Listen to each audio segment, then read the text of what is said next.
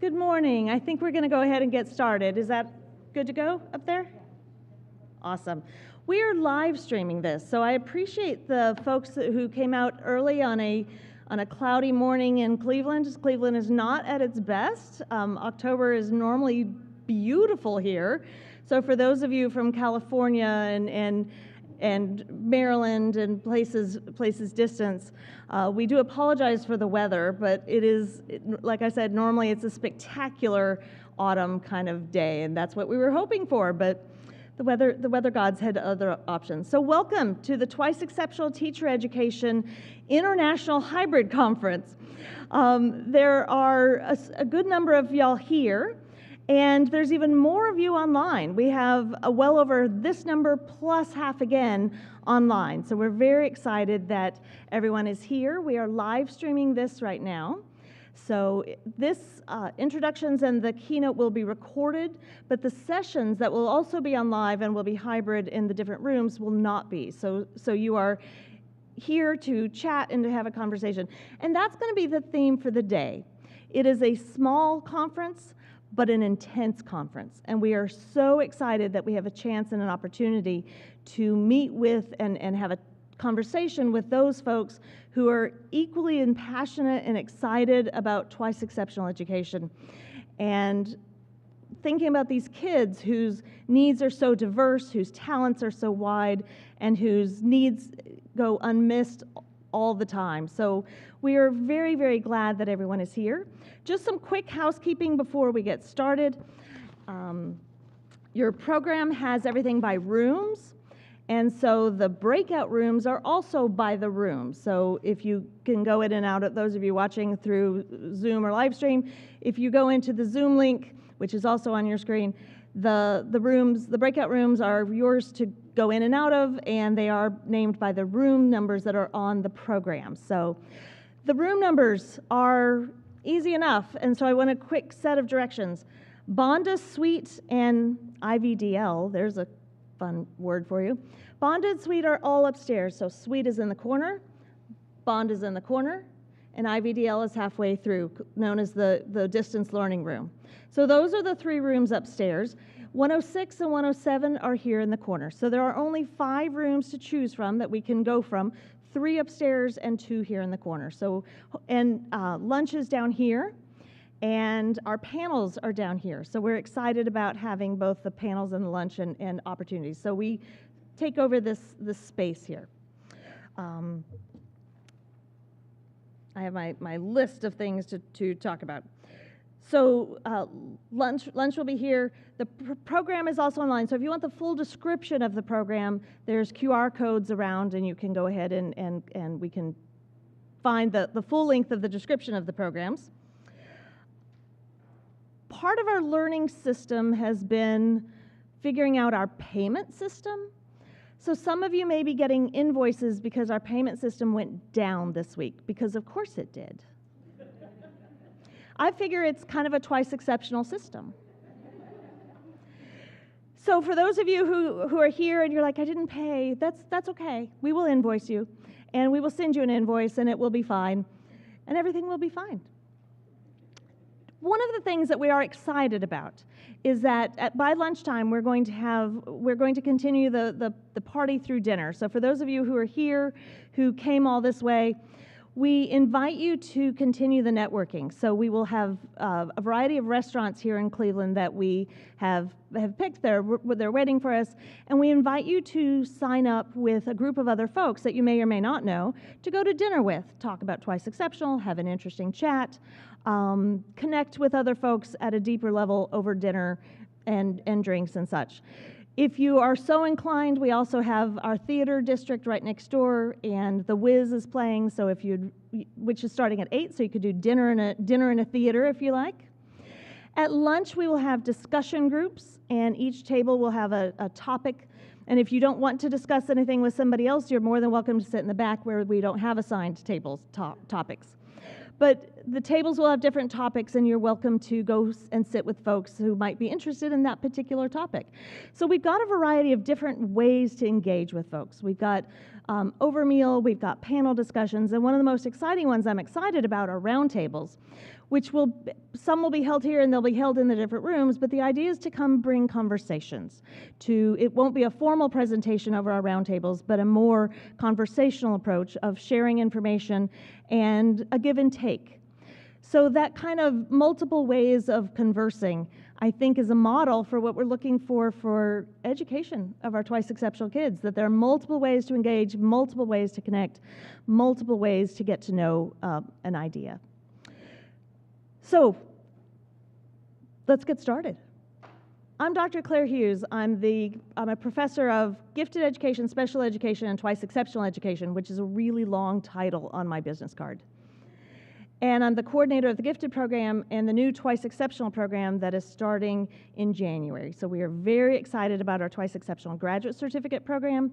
We are very excited about the electives that one can take in our doctoral program.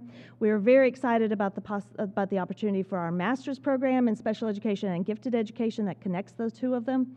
And so Cleveland State is incredibly supportive of twice exceptional education. You're going to hear a little bit about that tomorrow when Dr. Brian Harper talks a little bit about that process of how we came to be.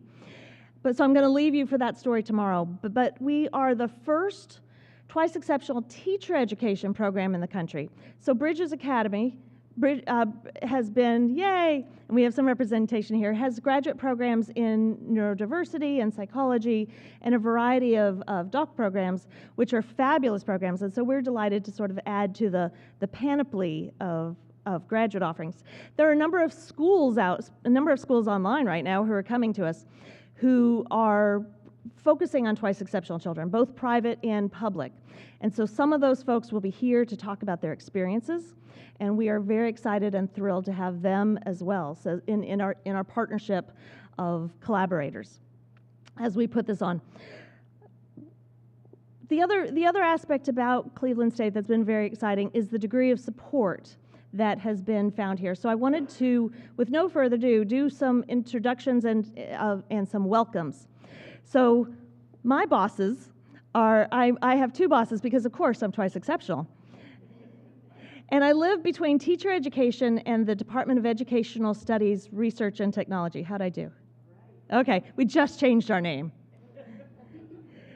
And so we live between those, and what's wonderful has been the collaboration between the two departments, the connection between the two departments, and the degree of support between those two departments. So I wanted to introduce Dr. Ann Galetta, who is chair of Educational Research, I just messed it up. Educational Studies, Research and Technology. Thank you. And then Dr. Marius Bobach, who is chair of Teacher Education. But I have a present for you. Oh. Because you are not an official program until you have a cup. So you have a mug. All right. Cheers. It's for the coffee that is sent. Where are we from? Can we shout it out? Miami. California. Kentucky. Maryland. I know Sarah's from Maryland. Sorry? Minnesota. Georgia. Denmark. Woohoo! All right. And I know Lakewood, and I know Cleveland probably. So wonderful. Great to see you there. And I think it's important to make the note that there were a lot of folks who said, oh my gosh, we would love to come, only we can't find subs. So this would have been filled twice over if we weren't in the middle of a teacher crisis. Yeah. And so I did want to acknowledge that so much of our work is driven by the crisis of staffing in education. So for those of you who did come, we are so deeply grateful. And I apologize, I didn't mean to interrupt. No problem. So I just want to recognize Dr. Claire Hughes for her amazing scholarship, practitioner pedagogy, and advocacy. It is, you know that game, Where's Waldo? It's kind of like, where's Claire Hughes today? Because she's all over the globe.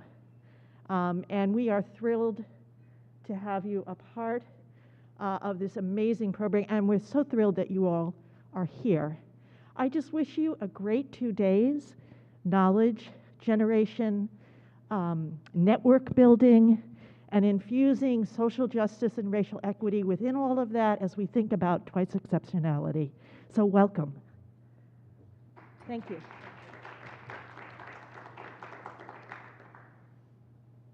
here's your coffee. There you go. Good morning, everybody. I'll say when you're at dinner tonight, I'll have some wine in this tonight, and I'll be thinking of you. So I'm Marius Bovak, Chair of Teacher Ed, and it's my pleasure to reiterate what Dr. Hughes said and Dr. Galetta in terms of welcoming you to Cleveland. The weather should be getting better. It's not as cold, so we'll take that as a good day. And also I want to emphasize our support and commitment to twice exceptional education, demonstrated by the fact that we were able to spend time together today and tomorrow. And it's critically important, given the current state of education in this country in particular, to come together, to think about what we've done, what are some accomplishments, what are some unresolved issues that we face and we have to deal with. And thinking of students who are gifted and also have learning differences, how we can best support them in a way that allows us to advance as a society and as a species. So thank you all, and I hope I know you'll have a great time. And I'd like to introduce our Dean, Dr. Roland Anglin.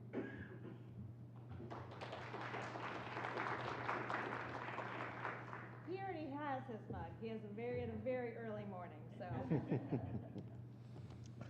Well, good morning. Thank you so much for being here and welcome. This is a very important conference for us, and we want to thank Dr. Claire Hughes and her colleagues for planning and executing this important event. This conference is a celebration of diversity, also an exploration of the untapped potential that will help make a brighter future for those remarkable individuals we call 2E. I am thrilled that we are growing this expertise in our college, and together we can redefine what it means to be gifted and exceptional and pave the way for a brighter future for these important learners. So I say to you, welcome and have a great time for the next 2 days.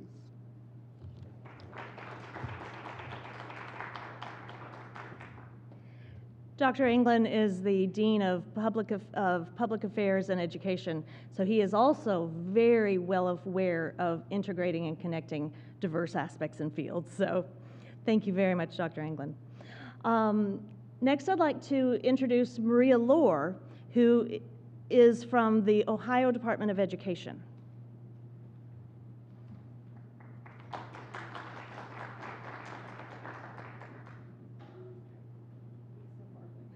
No, I was trying to step up here and it wasn't working. Yeah.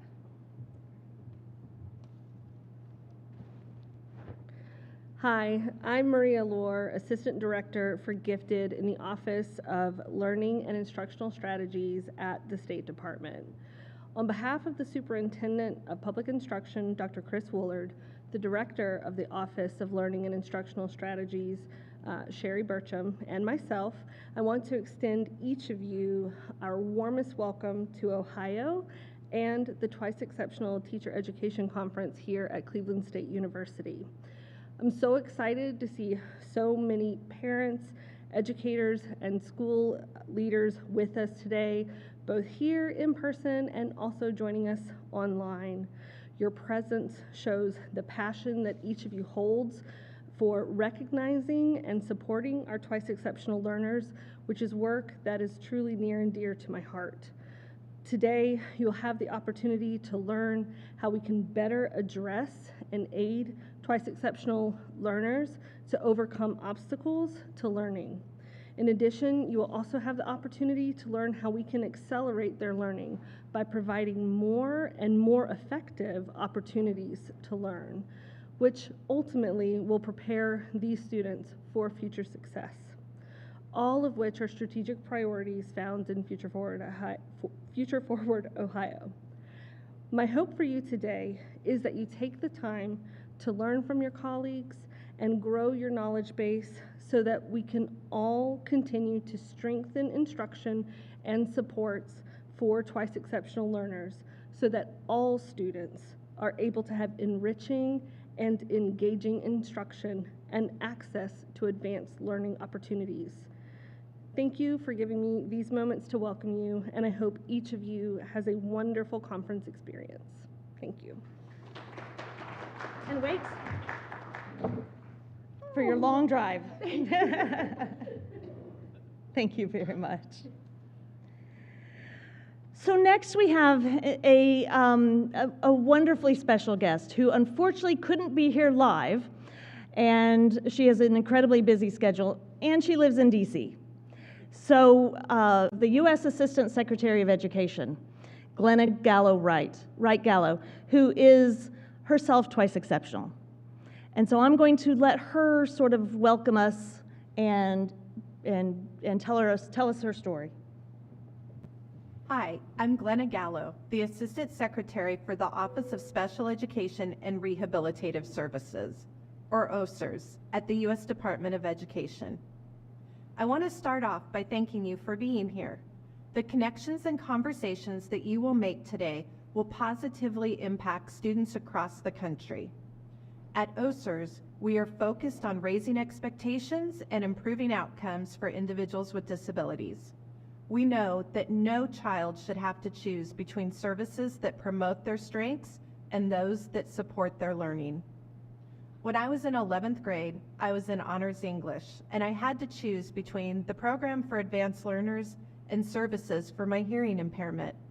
And while it has been a while since I was in high school, I continue to hear similar stories. We must do better.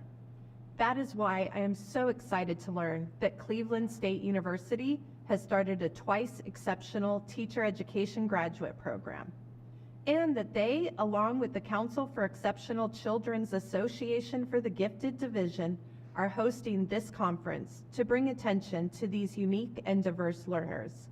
I hope that this is the first of many conferences held to enhance schools' ability to identify and support all of our students, especially those with diverse needs from diverse backgrounds.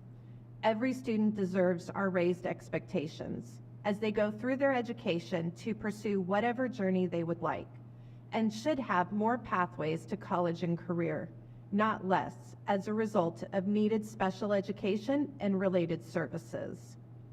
I hope that you enjoy networking, learning, and sharing ideas and strategies that can help our students who have such tremendous potential, but need additional support to demonstrate their talents. On behalf of twice exceptional children and their families and teachers everywhere, I thank you for coming.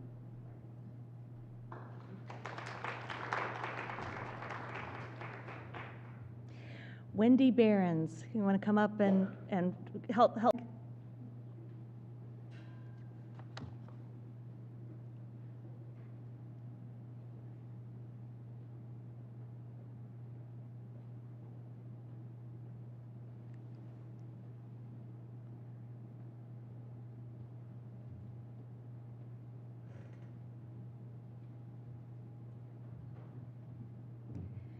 Good morning, all. I'm so delighted to see you today. I'm here on behalf of the Association for Gifted, and also because I am a person who is extremely interested in twice exceptionality.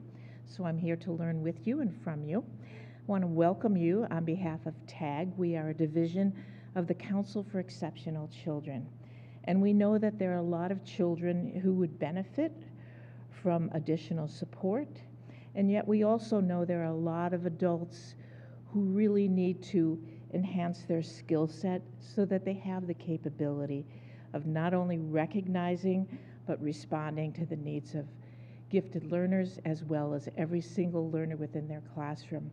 We know it's possible to be gifted and have special education needs, and as we've just heard, those students can go to very, very high places. So thank you so very much for being here today. It's a delight to see you, and it's also a real honor for the Association for Gifted and Talented to have the opportunity to associate itself with the Cleveland State University program. It is a not only an honor, but it's a privilege to be able to work with Claire. So thank you, Claire. Thank you very much. And I did want to emphasize that this conference was organized by both Cleveland State and TAG, so we were very excited to partner together. However, I do have to say that this was not done alone by me or by Wendy or by any particular group, but I did want to thank the folks who really helped put this together, who got your food, who helped with the organization, who I think are still scrambling to get the rooms in place. So those conversations. So Tatiana Nicotina, are you here or is she roaming around? There she is. Come on down. She's at the very top of the stairs, sort of monitoring everything. So Tatiana is a doc student here and has been absolutely integral to this part. And in fact, I'm looking straight at her. It was her idea. So when we were putting the program together back last fall, she's my doc student, and she said, "Wow, this is such a great program." I'm like, "I know, isn't it awesome?" And we're thinking ideas, and she goes, "We need to tell people about Twice Exceptional." And I said, "Yes, I know." And she said, "We could hold a conference."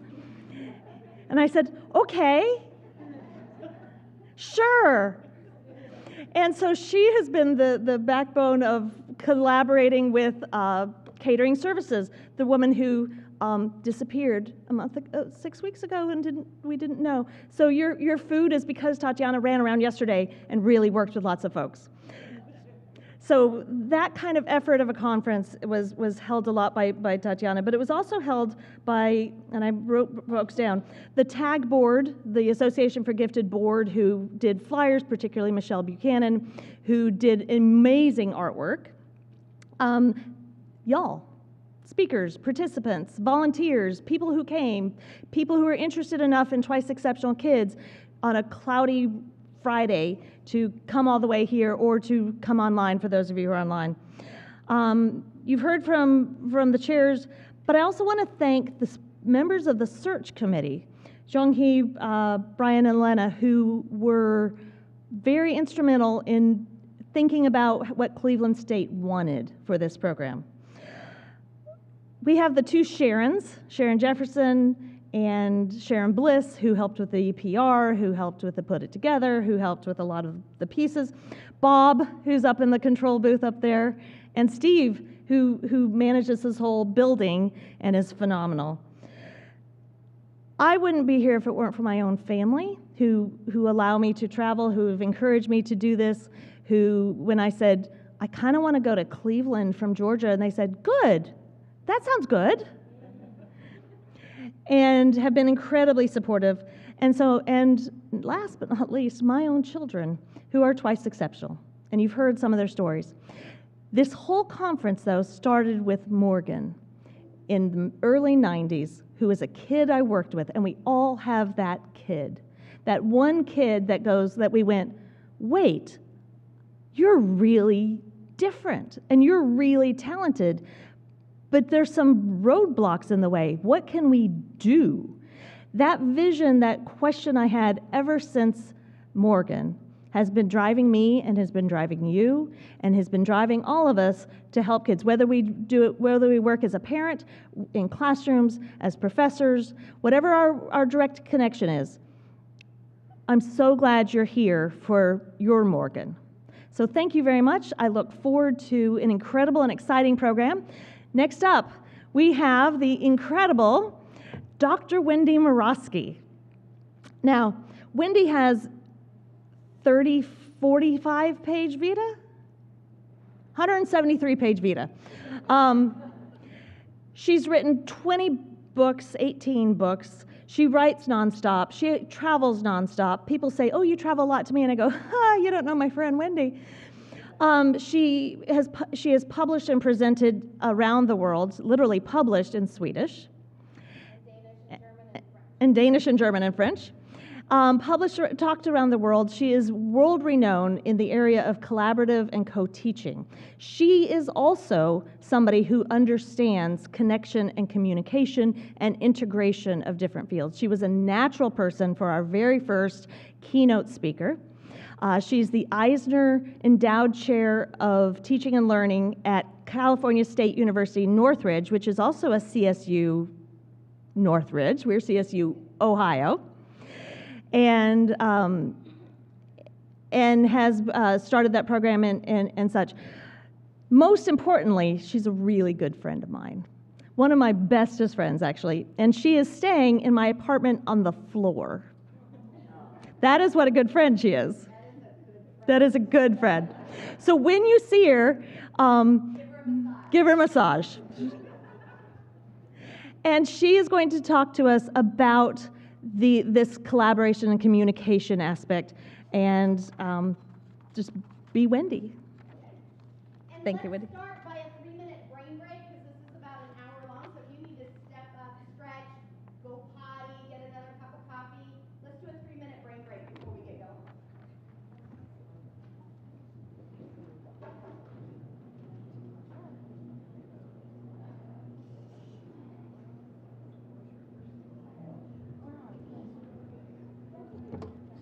Right here, Claire.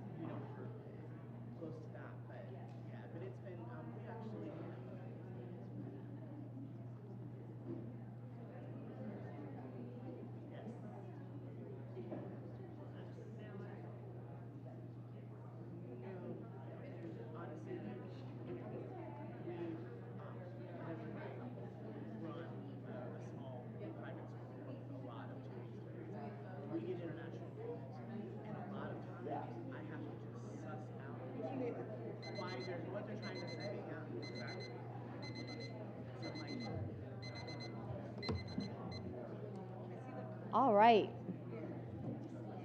All right, my friends. I think that is our 3 minutes. So good morning. Good morning, good morning.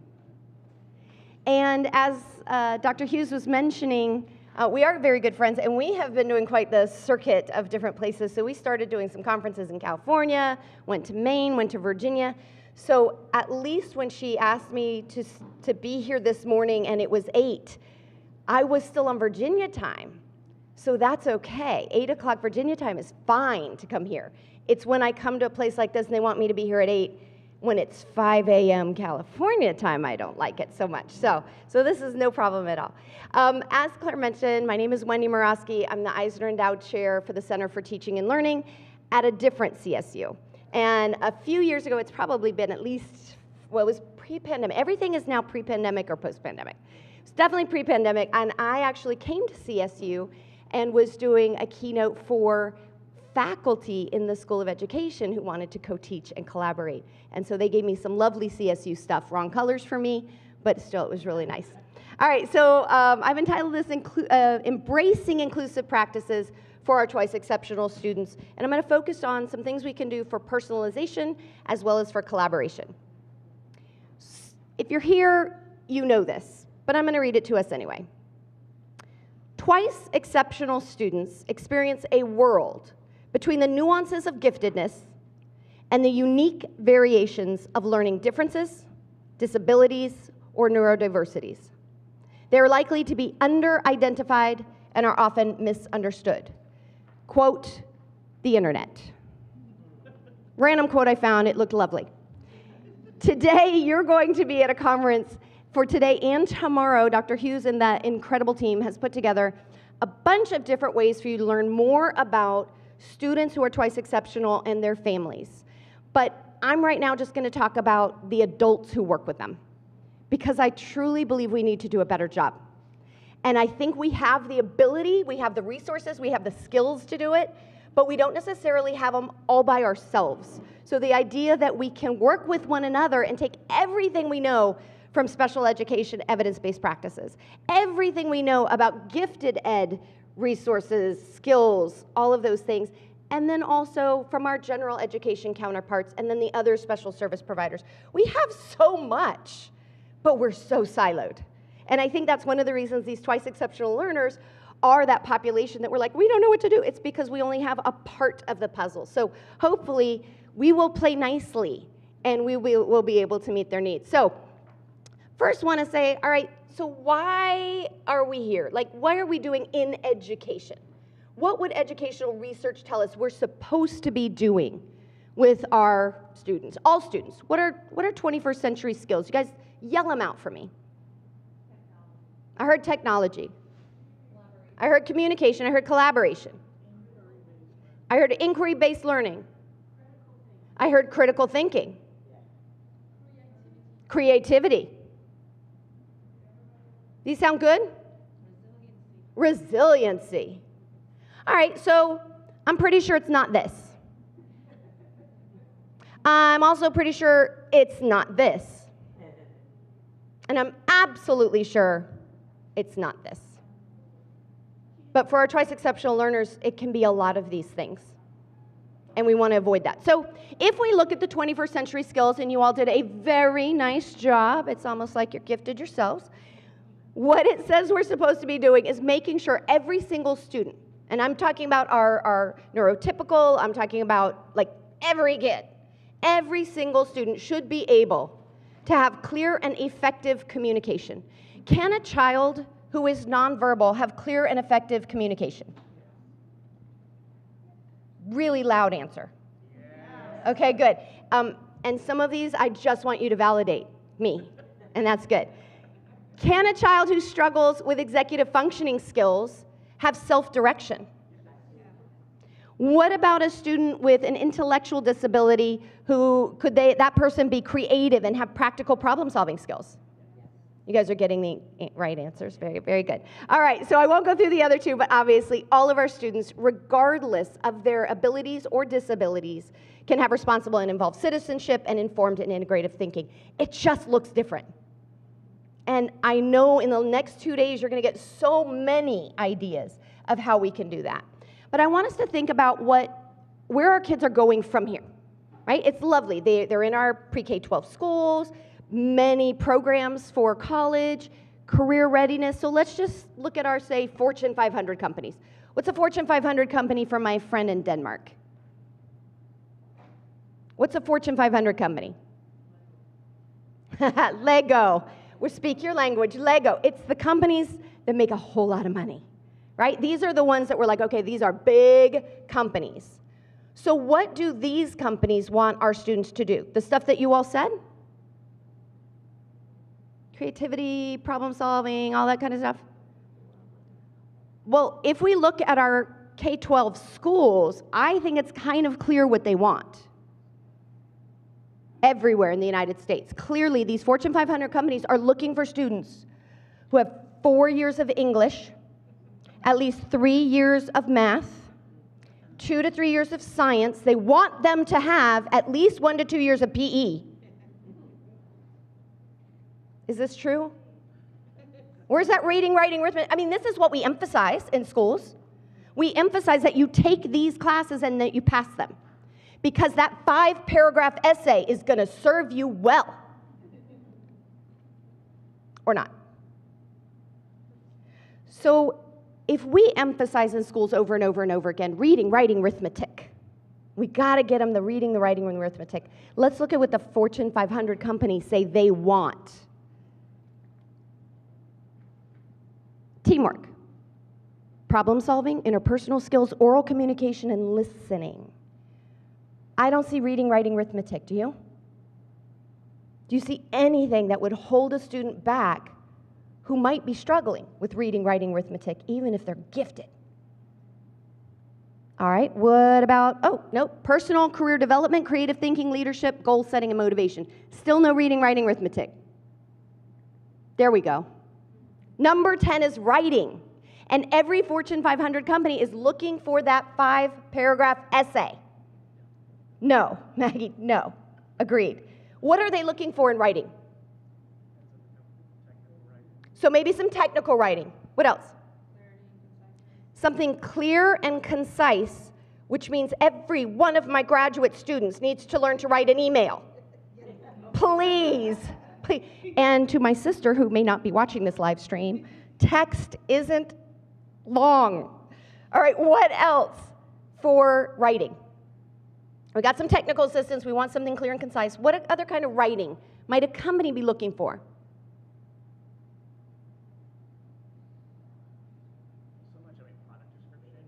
Product description. Policies. Marketing. Okay, so that kid who's really strong at social media and knows how to tweet or X or whatever it is, I don't know anymore, but that's a skill. That's an absolute skill. So we can take these as strengths and use them to leverage any areas of need, every areas of weakness. Oops, didn't mean to do that. There we go. So we got organizational effectiveness is number 11. Finally, we got some arithmetic in there, and reading doesn't happen until 13. I think all of our typical teachers need to know this. I think they need to get this list so we can get off of they must do it in exactly the same way, because that's holding us back. All right, so keeping in mind these Fortune 500 companies, let's just look at the top 5. Teamwork, problem solving, interpersonal skills, oral communication, and listening. Back in the day, which one of these did we used to focus on? Say loud. Listening, right? And thank goodness nowadays we have technology, smart boards, all that kind of fun stuff, so it's completely different. Not really, right? Not really. It's the same thing. And in college, same thing. We need to mix it up. All right, so I would say then we're going to look at this personalization and collaboration of how we are going to try and include all of our learners. When I'm talking about inclusion, I am talking about a philosophy. There is nothing that is going to be step, step, step. If you do this, we are including kids. It's a belief that all students have the right to be together in the same classroom. But I think the key that I really like up there is that it says with appropriate adaptations or assistance. And that's where we struggle.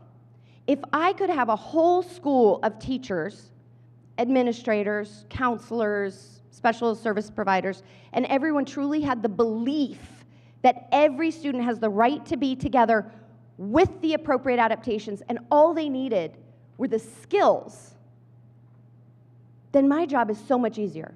Because unfortunately, we still have way too many people who are in the pull out category. Pull them out for gifted. Pull them out for special education. Pull them out for speech, or as we heard from the assistant director, pull them out for hearing services. And then we're not learning together, and we're not benefiting from one another's skills. All right, so what does that look like for 2E students? Shouldn't look like this. Just that one kid, and they're gonna just do whatever they want. Shouldn't look like this. We all feel good learning together, but there's no substance. Shouldn't look like this. It's technology. And it shouldn't be a free-for-all. Okay, so we're trying to avoid those things, but we're trying to also think about the fact that we've got a lot of people who say, that's not fair. And who are those people? Parents. Who else? The kids. Kids sometimes. I think where I hear it the most is teachers. Sometimes parents and sometimes kids, but most of the time, when I'm working with schools, it's the teachers. Well, I would like to do that for Claire, but it's not fair for everyone else. It's not about everybody else. It's about what Claire needs, and what Claire needs is going to be very different than what everybody else needs. So I think sometimes we have to really have a better understanding of what inclusion is and what it looks like. So I'm going to ask everybody who is wearing glasses to stand up. And if you're being on the live stream, stand up yourself if you're wearing glasses. Trust. All right, thank you. Those people wearing glasses, like me, here's the deal. We look smarter than everybody else here. I mean, it's a fact. And it's kind of embarrassing for them. So we're going to do something to acknowledge that. Would all of you wearing glasses please come to the front of the stage? Just come on up here. You're safe, I promise. Come on up. Just come on up here. I appreciate it. Just stand in line. Show us your lovely, beglassed faces. That's bespectacled. There's a word. Okay. Look at how lovely they look. Don't they look smart? They do look smart. Okay. So here's the thing, folks. Claire mentioned I'm a professor of special education, right? And I've got a really long vita. I'm super impressive and humble. I'm equally humble. Like, I am probably more humble than I am brilliant, and that's a lot. All right, so I'm going to do a little something for you all. And Claire, no extra charge. It's just because we're BFFs, okay? Just for you. I am right now going to diagnose all of you from here. Give me a sec. Yeah, I think I've got it. Validating my opinion. Yep. Every single person up here has what we in my field call a visual impairment. You're welcome. Thank you. All right, so here's what we're going to do. Because I now have a diagnosis and you all have a label, I'm going to take you all and I'm going to pull you out. And I'm going to, in my own little room, I'm going to give you all the same glasses. I was just laughed at. Why did you just laugh, Rebecca? I said, don't give them mine. They'll hurt themselves. But, Rebecca, you have the same label. So clearly what I'm going to do is I'm going to do the exact same thing for you, no? You don't think that's a smart idea? Huh. Does anybody else agree with Rebecca? So you are all calling me dumb is what I'm hearing. This is not a very validating conference, Claire. All right. Okay, I need a little bit more data. I'm fine. I'm a researcher. I will take data.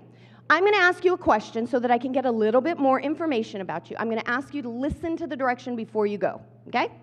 If you feel like you can take off your glasses for the rest of today and tomorrow, and you could handle it. Things are a little blurry, maybe you'll get a little bit of headache, but you could manage. Then you are going to go over to this side. Okay, don't go yet. Don't go yet. It's always the chair of the department who can't listen, right? It's like if there were principals in the room, it would have been the principal. All right. If you take off your glasses and you're like, I can see everything up front, but nothing in front of me, or vice versa, you're going to be in the middle. If you're going to take off your glasses and you're going to say, I now cannot move, so put your glasses back on, move over here without hurting anybody, and then take them off and say, without my glasses, I'm effectively blind. Okay? You have the directions. You may go. Look at the movement. Oh, I am collecting more data for sure. Mm-hmm.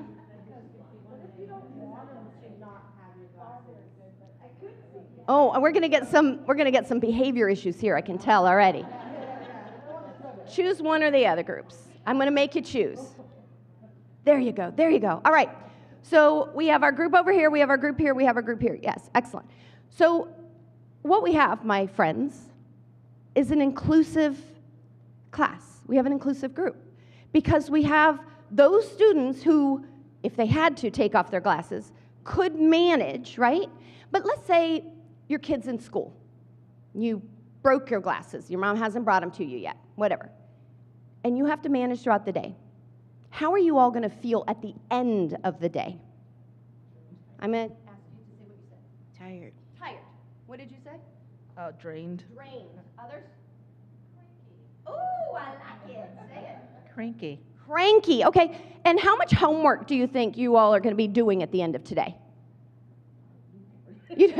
This is not a change for you. I don't do homework anyway. We're fine. But what about the rest of you? Are you gonna do it?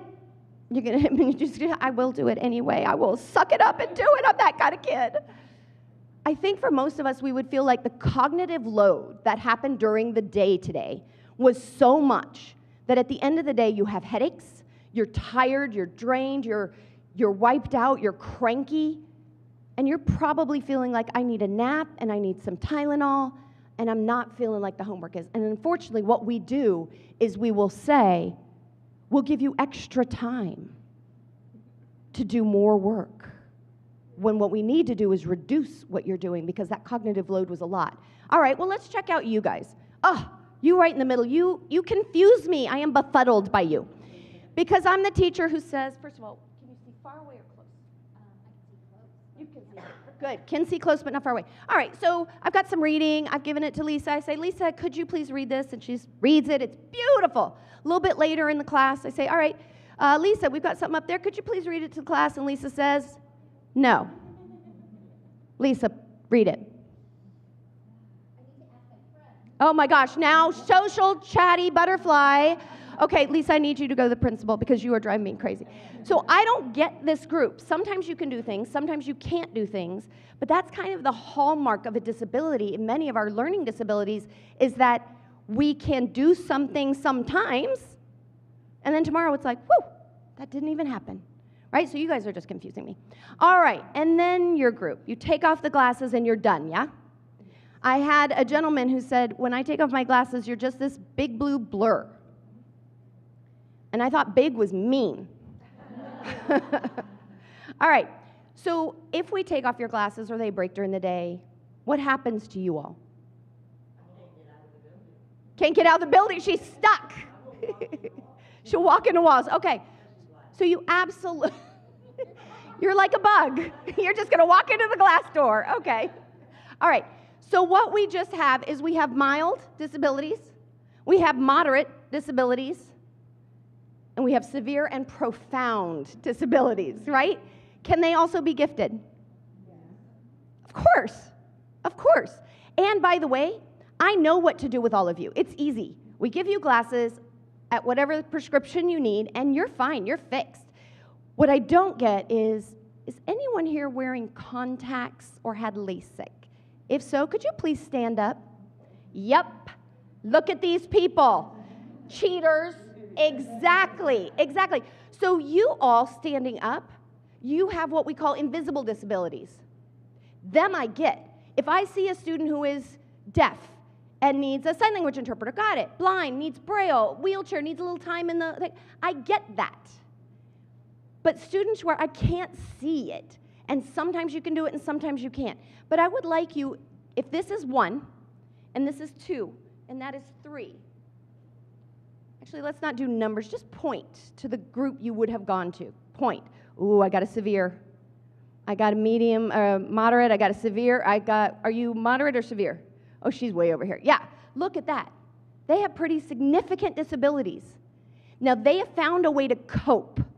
They have found a way to deal with it. But what happens if the contacts pop out? Then they have to come up. Or they're all of a sudden doing something and I don't know, well, you've always been able to do this task. Why can't you do it now? Right? So sometimes the invisible disabilities, and twice exceptionality is frequently an invisible disability and ability. And as Claire has taught me many, many, many times, one masks the other.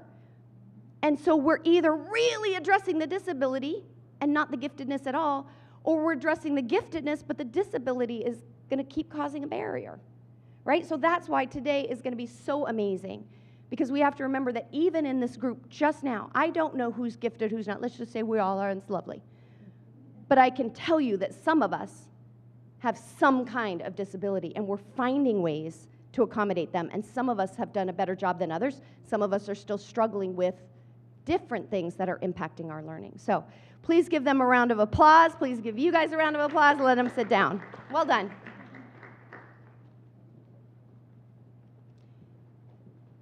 Everyone now has their glasses, correct? Everybody, yeah. Everybody is feeling back to the way they like to learn. So clearly now you are all gifted again. So let me just give you this task. Would somebody just answer this for me?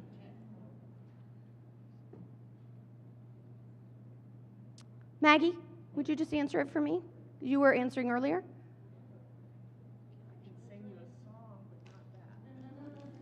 Did I ask you to sing me a song, young lady? No, I did not. There are a lot of people in this room and no one is raising their hand. This is embarrassing. Christina, can you answer this? Something about a child and pedagogy. That is not my question. I asked if you could answer it. You guys are not helping me at all. Oh gosh. I hate when I have to help everybody, but let me do this for you. Fine, I'll read it to you. Wie sind Ihre Erfahrungen mit Kindern, die Sonderpädagogik brauchen? Okay, now will you answer? But I read it. Okay, let's do a think, pair, share. Okay, you have 10 seconds to think. Everybody think. Okay, talk to a neighbor. Pair up, come on. Talk to a neighbor. You with your technology. You guys with your Google Translates, huh? All right, what if I was one of those teachers who said, keep the technology out? All right, what have you got for us? What are your experiences with children who need special education? Now could you answer? Yeah. But if you didn't have technology, what would you have needed? A dictionary, a translator, interpreter, or a teacher. Exactly. You need me to teach you German. So we do this, I do a similar kind of activity when I'm teaching about specially designed instruction. Because I hope everybody's getting sense of humor, right? I wasn't really being mad at Maggie. But I can give you extra time. Is it gonna help? I can give you, go here, come sit closer. I read it to you. I can read it to you louder. Like all of these things that are accommodations are not instruction. And we really need to make sure we can figure out where kids are so that we're providing them the instruction they need. So let's think about kids. Since we were just talking about students, we got to bring it back to some students. We're all going to have 5 students in our class. I wish we only had 5 students. This is just for the moment where we're going to focus on a couple students. All right, student 1 has dyslexia, loves computers, weirdly doesn't focus or follow rules, prefers to work independently. Student 2 has autism, poor social skills, loves animals, strong reader, prefers to work alone. Student 3 is blind, is an extrovert, loves music, prefers group work. Student 4 has autism, very disorganized, loves math and science, prefers to work alone. And student 5 has a learning disability and attention deficit hyperactivity disorder, is an extrovert, can't read, loves performing, prefers to work with groups. Your last name, whatever it begins with, Okay, so I'm Morosky, M. Go to where it says, I would look and say, let's say J, K, L, M, N, no. Okay, so I'm number 3. So for the rest of today, whenever I bring up the kids and activities, I'm going to focus on kid number 3. Does everybody see who you're going to focus on? Take a moment and identify who you're going to focus on. Which number? Rebecca, you know who you're focusing on? All right. Where'd Lisa go? She was over there. She is. Lisa, you know who you're focusing on? You got it? Wendy, other Wendy, you know who you're focusing on? All right, everybody good? Okay, don't forget those students. So here's the task. Teacher says, read a passage and write a summary. Thinking about your child, how do you think your child is going to respond? Talk to a neighbor. Just turn to a neighbor and say, okay, I have this student, and this is how I think they're going to respond to that task. Go ahead.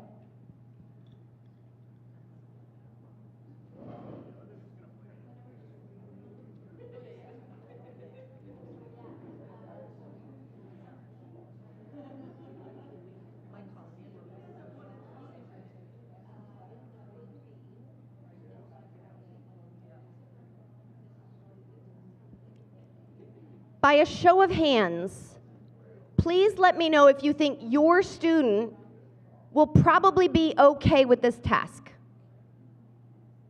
Yeah, a few of you, yes, a few of you, the student's going to be okay with the task. Now, by a show of hands, whose students will probably have a difficulty or not be okay with this task? Quite a few of you. Okay, so next question with your student. How do you think you could adapt the task so that your learner could be successful? Again, please turn to a neighbor. How could you adapt the task?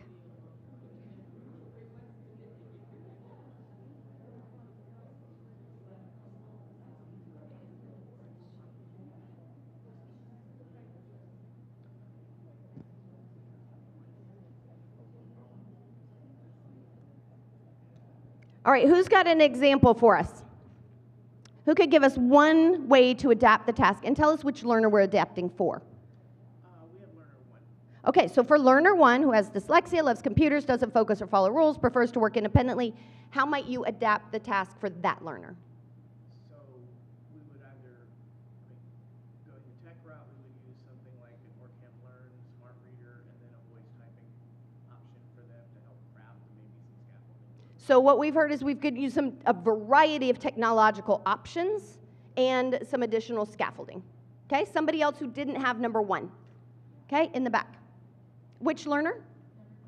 Okay, so learner number 2, autism, poor social skills, loves animals, strong reader, prefers to work alone. What have you got?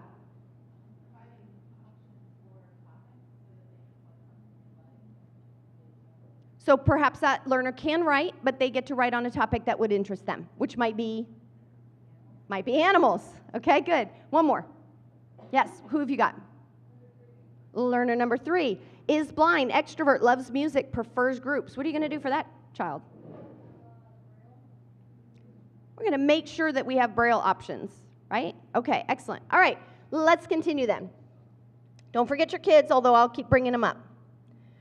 So if we're talking about how we're going to personalize this a little bit more, and you were giving some examples with universal design for learning, differentiation, and specially designed instruction. I love this visual. Again, credit internet. It had no name on it, but I love it. The idea behind universal design for learning is that we're trying to provide something proactive that offers access to everyone. So the idea that you could see, oh, there might be a moose in the woods, and you could crash. Now, I have to say, I've been in Sweden recently and Maine this past week. I have yet to see a moose. I have been promised moose. There are moose on everything. Everyone talks about the moose. I don't think they exist. I've seen a bull and some deer. I think people are making up the whole moose thing to get us excited. But, all right. And if I saw that sign, I might understand what it is.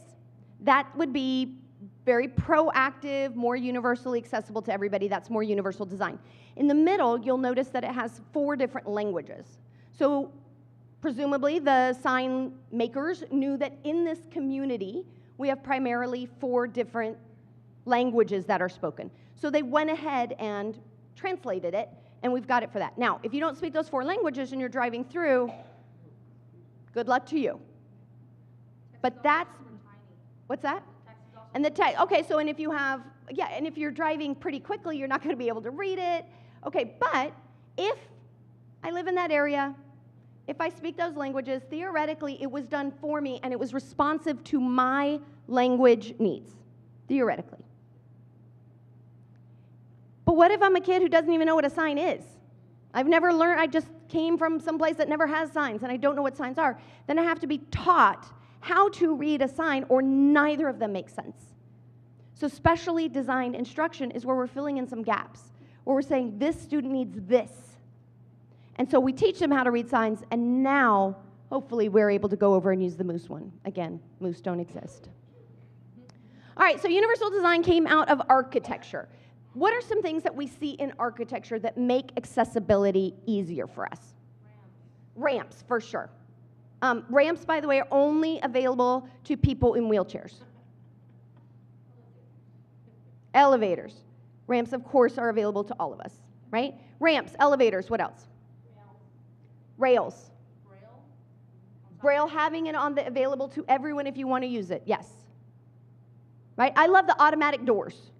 I will be carrying things at Target, and like, even if I'm not carrying anything, I will walk like 4 regular doors over to walk through the automatic doors. Just makes me feel better. All right, so these things are not because we have or don't have disabilities. It's just saying, hey, it makes more sense. If you have like counters down a little bit, everyone can still use them, including someone who might be less height inspired, like myself. Okay, so we have that. That's what we started with. I love this Michael Giangreco cartoon. I just think it's brilliant. So the little boy says, could you please shovel the ramp? And the custodian says, all of these other kids are waiting to use the stairs. When I get through shoveling them off, then I will clear the ramp for you. To which he responds, quite brilliantly, but if you shovel the ramp, we can all get in. Did the custodian hate kids who are in wheelchairs? Does he value the other kids more? Why do you think he didn't shovel the ramp? He thought it was for one. What else? Huh? Quantity. Yeah. Say that again. Somebody said it. Wendy, he didn't even think about it. There are so many things we do because of tradition, because it's the way we've always done things. I think he didn't think about it. Yeah, he sees all these kids. He's just trying to go. If he had sat back for a second, he would have been able to think, oh, if I do this, they all have access. But I see that in teaching all the time. I'm going to first do it like this for everyone, and then I'm going to do something special for you. Whereas that special thing would have been amazing for everyone. But we don't think about it. We're still very, very stuck in our tradition. So in universal design, we're trying to open it up. Now, many of you have probably seen this. It's a very, very ubiquitous one. But for a fair selection, everybody has to take the same exam. Please climb that tree. At your table, first identify the problem, and then identify a solution. 1 minute, go.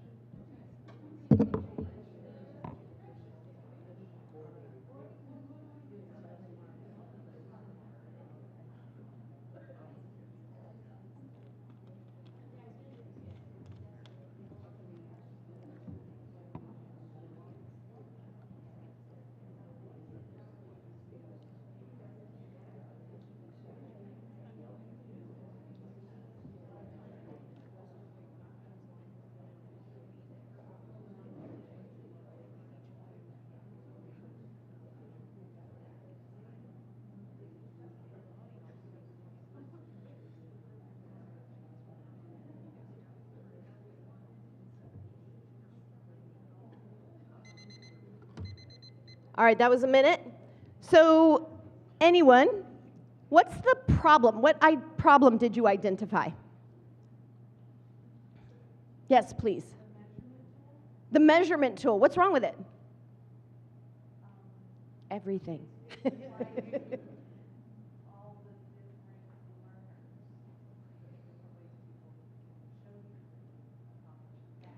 Yeah, by definition, that tool means that some of those kids will fail, regardless, right? And I think we really need to think about our tools, our assessment techniques. You know, again, we got the whole Vito, Wendy, Humble, all that wonderful stuff. If I go to China and you give me an intelligence test, I will fail. I will be a 0. Right? And I'd like to believe that that's not true, and it's the assessment tool. So in this case, we've got a really bad assessment tool. So solve it for me. What are some ways that you would solve this? What did your table come up with? Yes?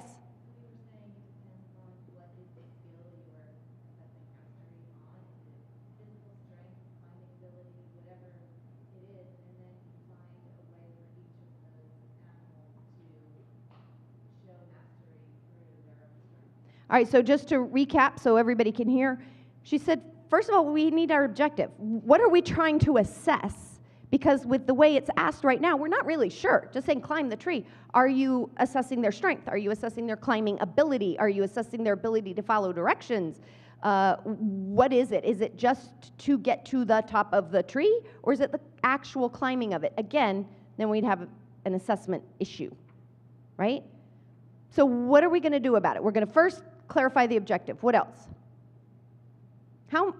Let's just say this guy's kind of stuck on it.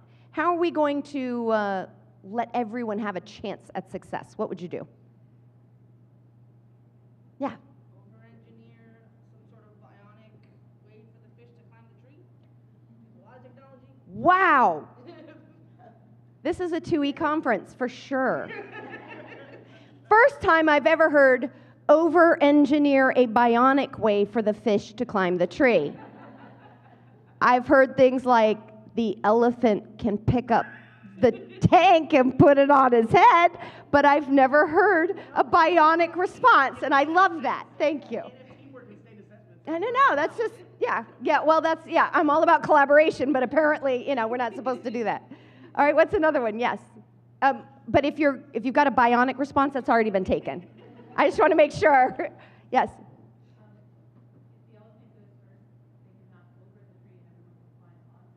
There you go. All right, we can knock over the tree because brute force is always the answer. Yes. Just kidding. Go ahead.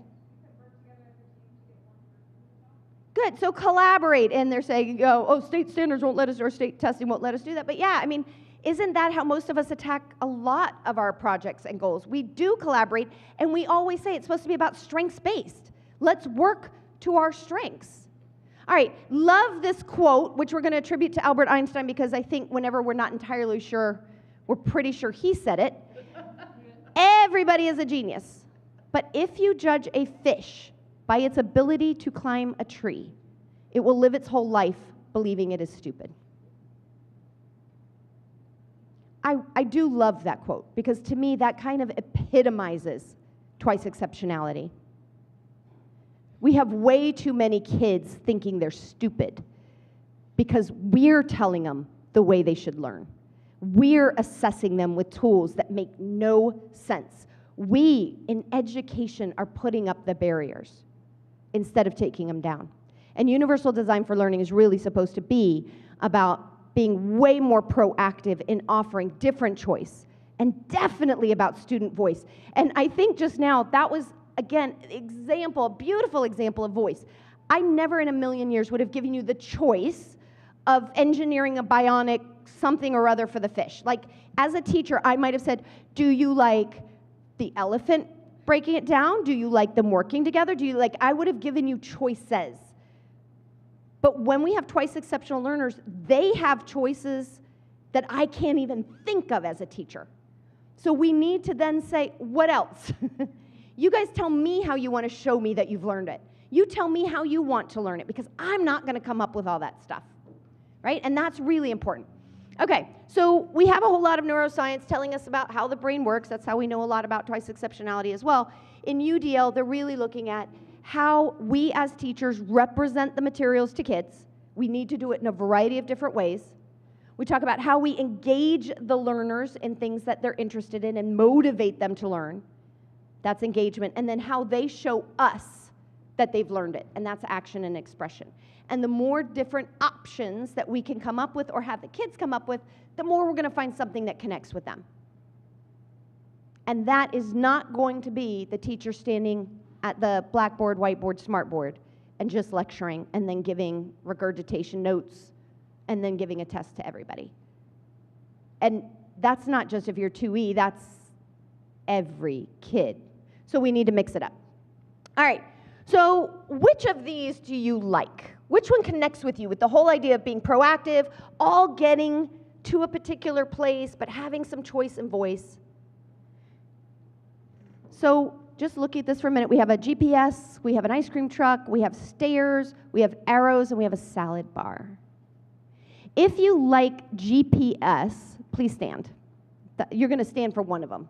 So please stand if you're a GPS person. I would be standing with you. I like the GPS. Okay, we got a few more GPSers. Okay, good, thank you. Go ahead and have a seat. If you're an ice cream truck person, stand. Ice cream truck, really? You don't want the choices of the ice cream? Oh, you're going to check multiple ones. I'm kind of wanting you to pick one, but right now, pick whatever you want because I should not limit you, right? You want ice cream and GPS, you take ice cream. Okay, good. If you really like the stairs as your analogy for UDL, got a few stair people. Great, good. If you're kind of digging on the arrows, stand for the arrows. Lots of arrow people.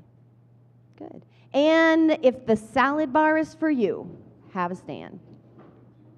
There you go. Good. So whatever, did everybody have a chance to stand? If you want to tell me what you think of, you can as well. What connects with you for UDL? I'm a big fan of the salad bar because I do feel like having choice and saying, okay, you have to have veggies. That's you pick at least 2 veggies, and if you want to have 1 protein or whatever, giving kids some guidelines as teachers, but then really giving them more options to choose from. Still trying to let my mom understand why deconstructing salad is a really good idea and not putting the dressing on it in advance. But we all have to work with what we have. Okay. So what would research support in UDL? Well, giving kids different language options and ways to communicate, recognizing that we all need brain breaks and that that's really important, having different ways to take notes and remember content, having different ways to address cultural diversity, different ways to participate actively, recognizing that some need structure and we want to go over what that looks like in a classroom so they know what is coming up, using technology, of course, and recognizing that time is different for many of us. So those are some things that we want to think of as teachers. In addition, we also want to make sure we recognize flexible grouping as really being important, and then those 2 things that I mentioned, choice and voice. All right? So let's think for a minute back to those kids. You know which student you had. How do you think now you could universally design that task? Read a passage and write a summary that would actually be universally designed for all 5 learners. 1 minute to discuss at your table, and if you're by yourself, please join a table. Okay, 1 minute just to discuss what might you have to do to universally design that.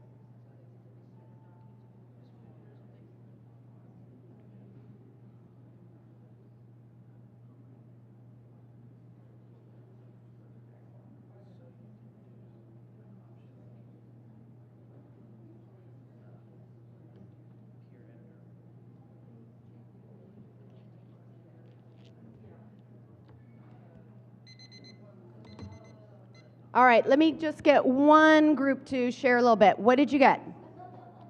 Who's got a particular way that we could universally design this? Yes, what have you got?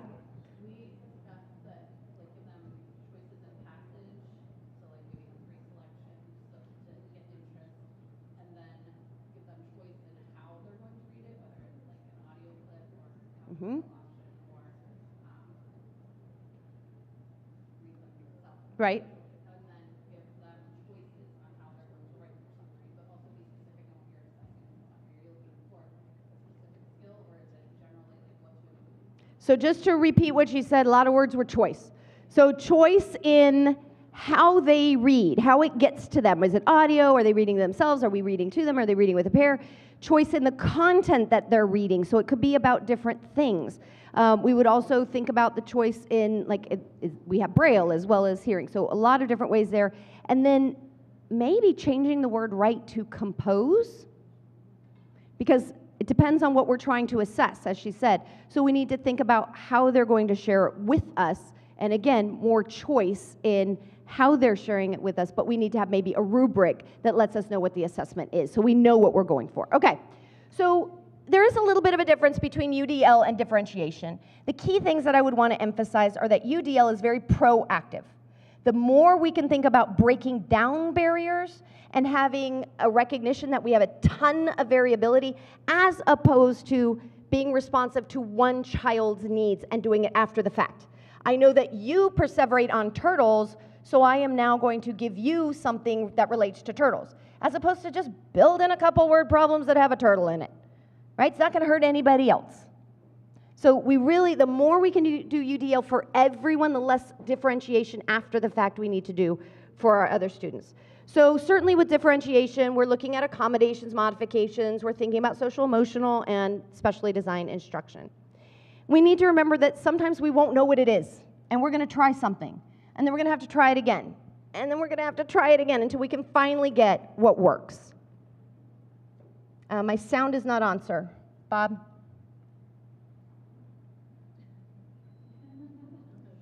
It's even better with sound.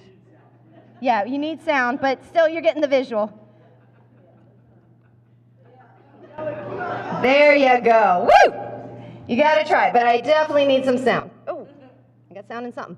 All right, so remember how we differentiated the lesson, because you did that before. You said how you would adapt it for that particular student. So what would your student need to be taught in order to do this task? Yeah, maybe what is a summary? Maybe some front loading of vocabulary. Maybe knowing how to do a task analysis. Maybe knowing how to read. Maybe knowing how that there are audiobooks available, right? We have to teach certain things to bring up the gaps, but we don't want to just say, well, you certainly can't access this if you cannot read. All right, so still we're hoping that we're going to have some sound here. So collaborating, I want to wrap up by talking about collaborating. It does not matter if you are a rock star educator and your partner is a rock star educator. Together, you can be better. Even superheroes need some help. So hopefully we will hear from Grace. Does not sound like we are hearing from Grace. Well, Grace is awesome and she's super cute. Moving on. All right, so we're talking about all these different people collaborating together. We want to remember that we are all trying to be successful, and we are human and we make mistakes. So again, better with sound, but you can still get the point.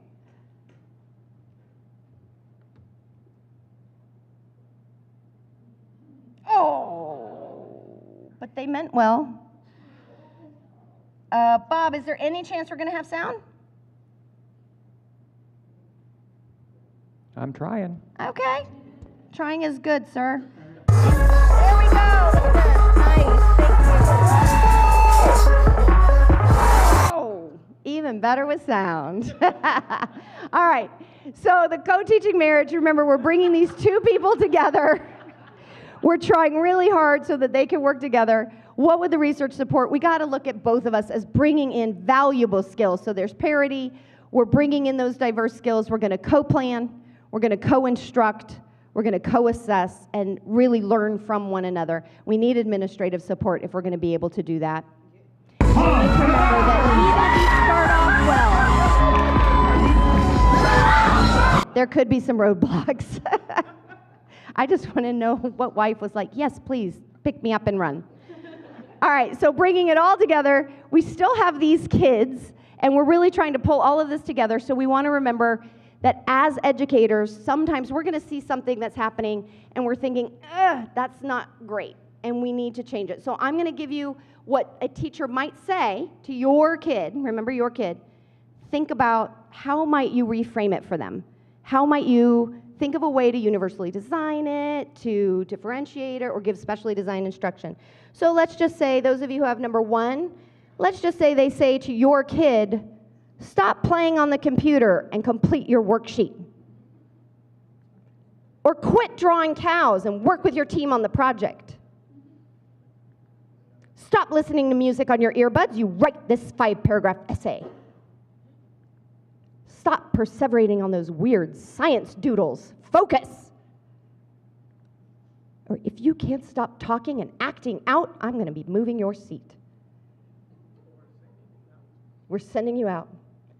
So think about these twice exceptional learners that you have been working with, and how if we're doing the right things for them, that they can and will and should be exceptional.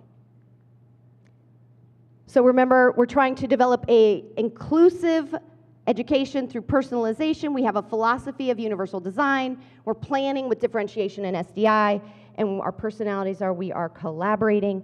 This quote, as I wrap this up, is from one of my favorite people. This is Kent Gerlach, who wrote, "Our task is to provide an education for the kinds of kids we have, not the kinds of kids we used to have or want to have, or the kids that exist in our dreams."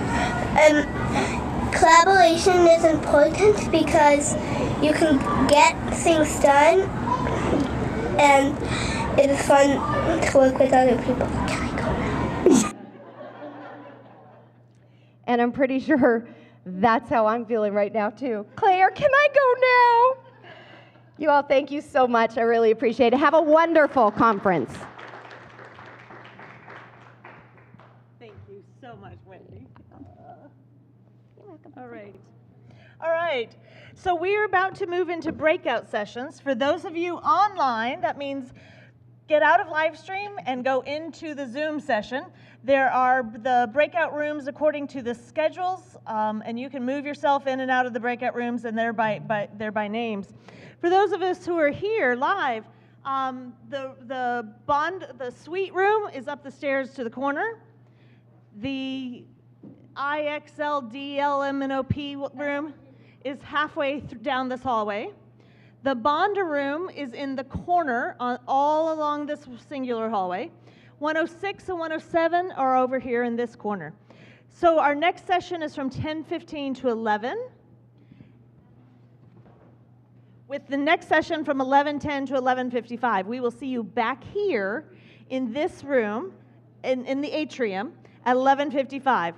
There are students wandering around because this is an active academic building who may be giving us odd looks at times, but just smile and say, we're glad to be here. So we are very glad that you're here. Those of you who are watching live, we look forward to seeing you engage. Have a little bit of grace because our graduate students are learning this process as we're going. So we appreciate your opportunity. All right. See you back here at lunch.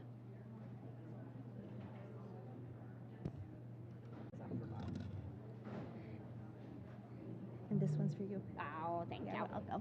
Because it's not real until you got a cup. It's not real until you get a cup, but these are cute. These are really cute. Okay, so let me take this out. I love that you did get them sound for Kieran. I know. Yeah, but a couple of the others would have been good, but it's good. It's okay.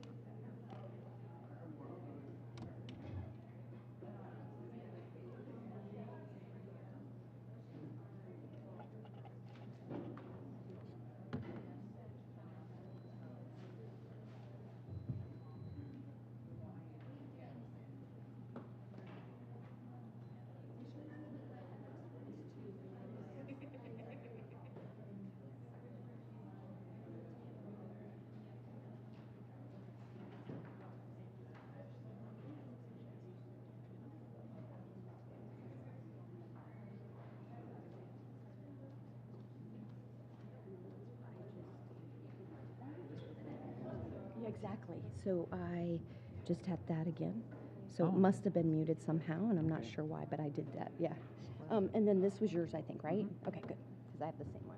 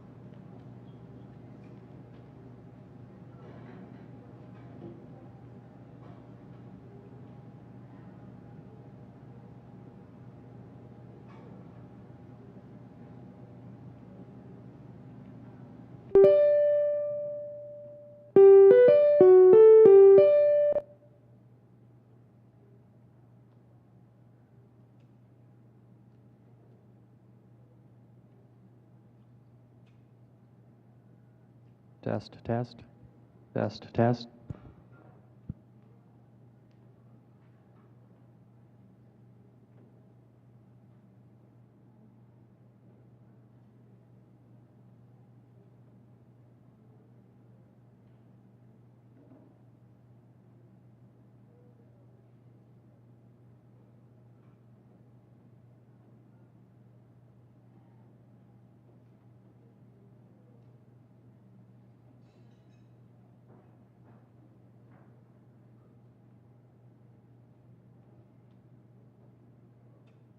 Selection of books and curriculum and bathrooms. And I mean, we could go on and on and on, but depending on where you live, these policies are going to reflect the context in which they are implemented, required. So again, when we think about federal funding, a lot of things that the overall, you're thinking about ESSA, you're thinking about IDEA, you're thinking about JAVITS. JAVITS grants, a number of us have JAVITS grants, which are the only research grants, only allocation of funding for gifted education by the US government. State varies. In some states, there's no funding for gifted education. In other states, there are. I think that the number is some.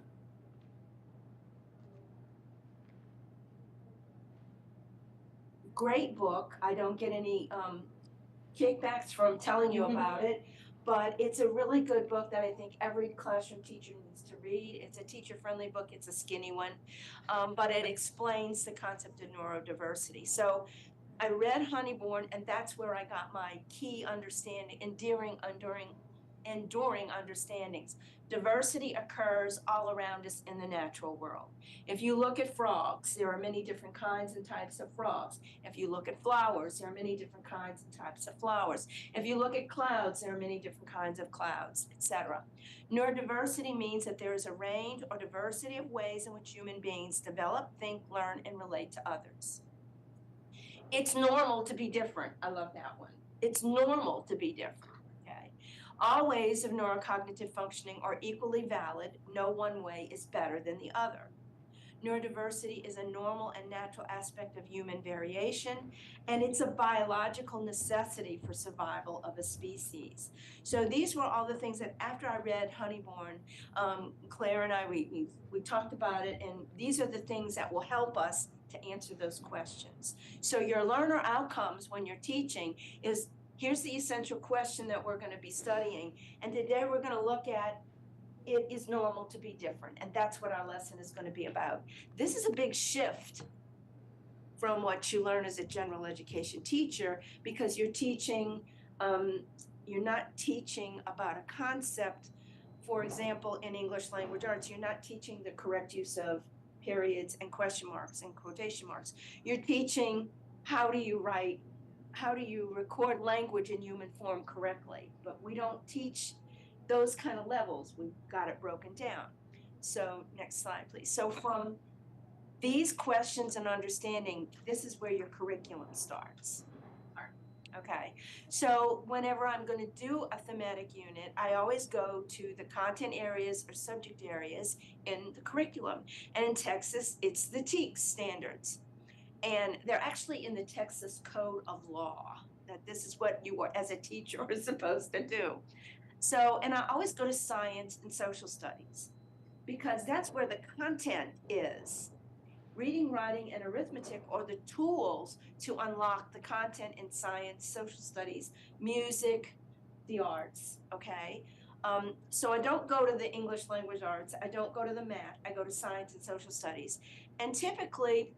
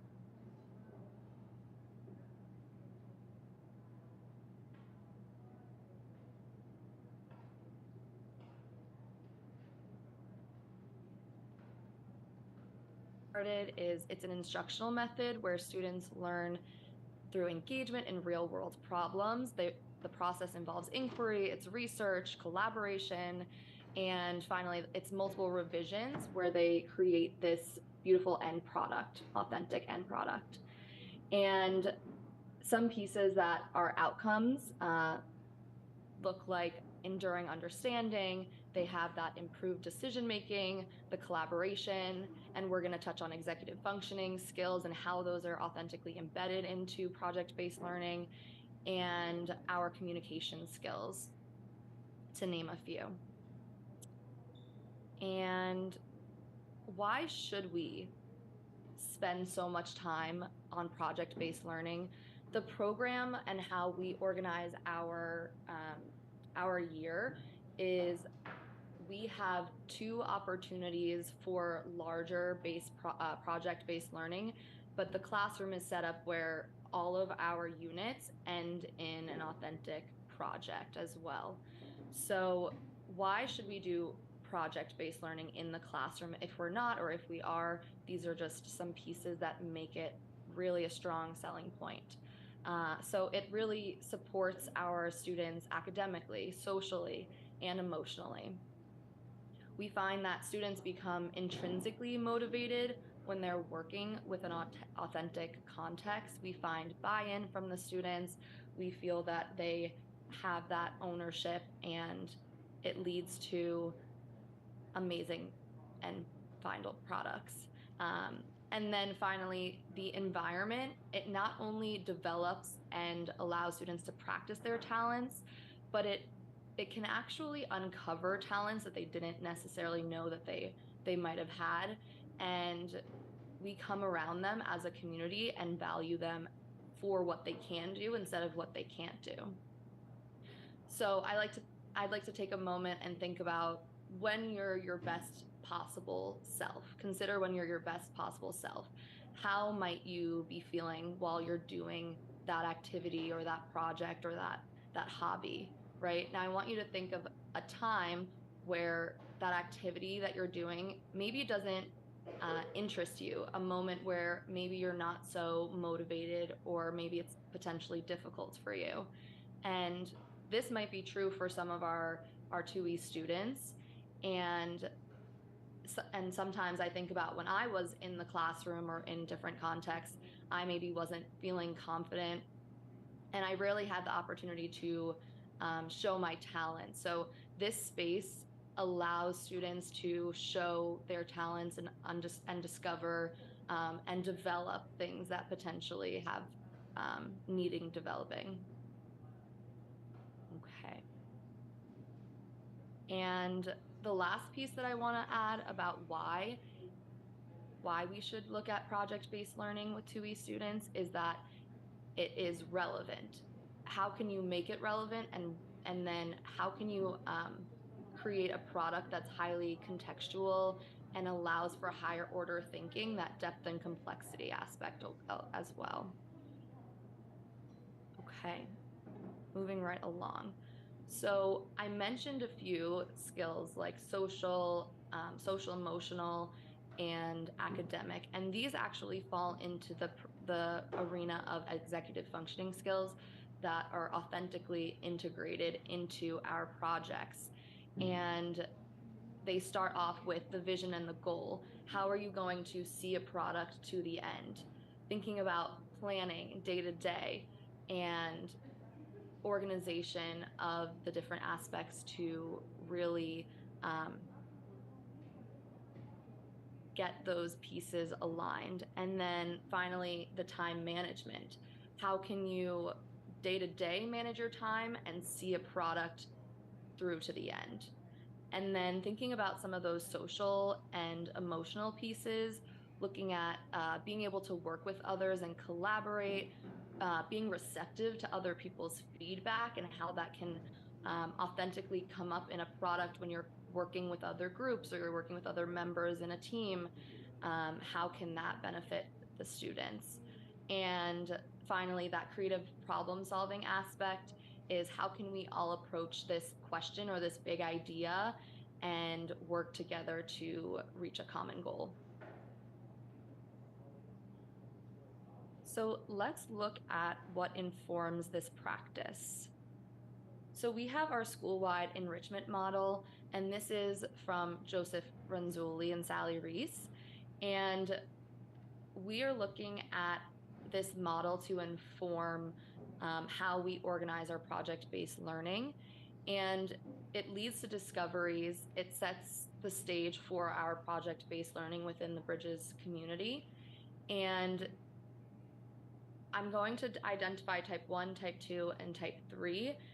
And we're going to be thinking throughout this presentation, what is something that, that all of you might be interested in working with your students, with your children, in terms of a project that exposes kids to their type 1 to get started. So I'm going to come back to thinking about type 1 throughout, and we're going to look at how the types of projects we do at Bridges identify the 3 different pieces and how we set those up. So we'll come back to that. So type 1 is exposing students to a variety of topics. That's going to be things like getting them out and about, thinking about intentional field trips, thinking about guest speakers, interviews, firsthand experiences, and that might even be some videos as well. Thinking about your type 2, those are once the kids are in their groups and they are developing their skills and they're looking at what we call a range of thinking and feeling processes. And then finally, that type 3 is that end product. It's that self-selected problem, and it can be in any medium, and then it's for an authentic audience. That's the big piece here. So I identified some of the type 2 skills you can see here, and these all are opportunities for exploratory activities to deepen the skills that were then addressed by a type 1.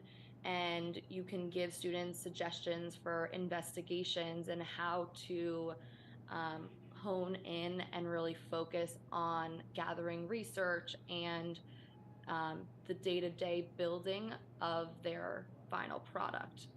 So this is where they get to work. Okay, so this is a beautiful planning template that I've taken from To Be Gifted and Learning Disabled.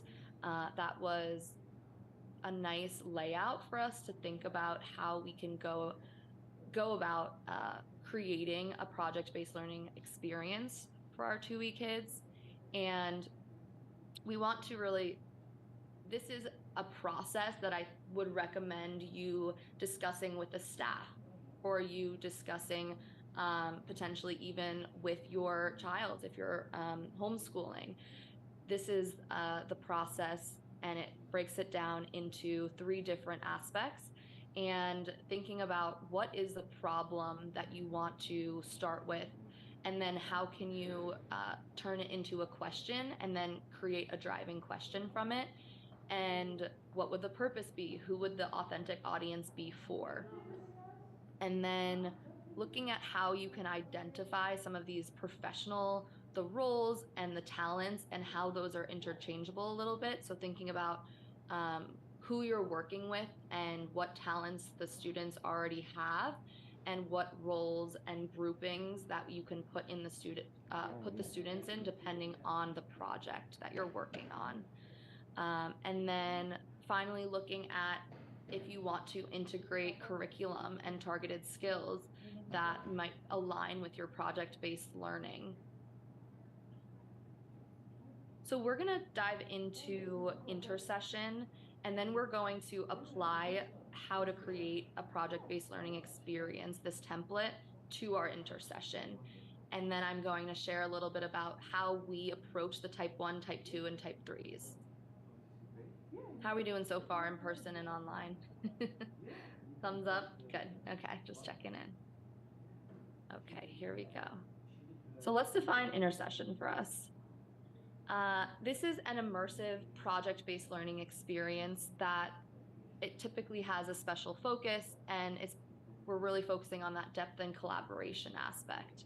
Our ideal version at Bridges is 2 weeks long. We actually step away from our core curriculum and we look at the projects and think about how they can be interdisciplinary within the content areas.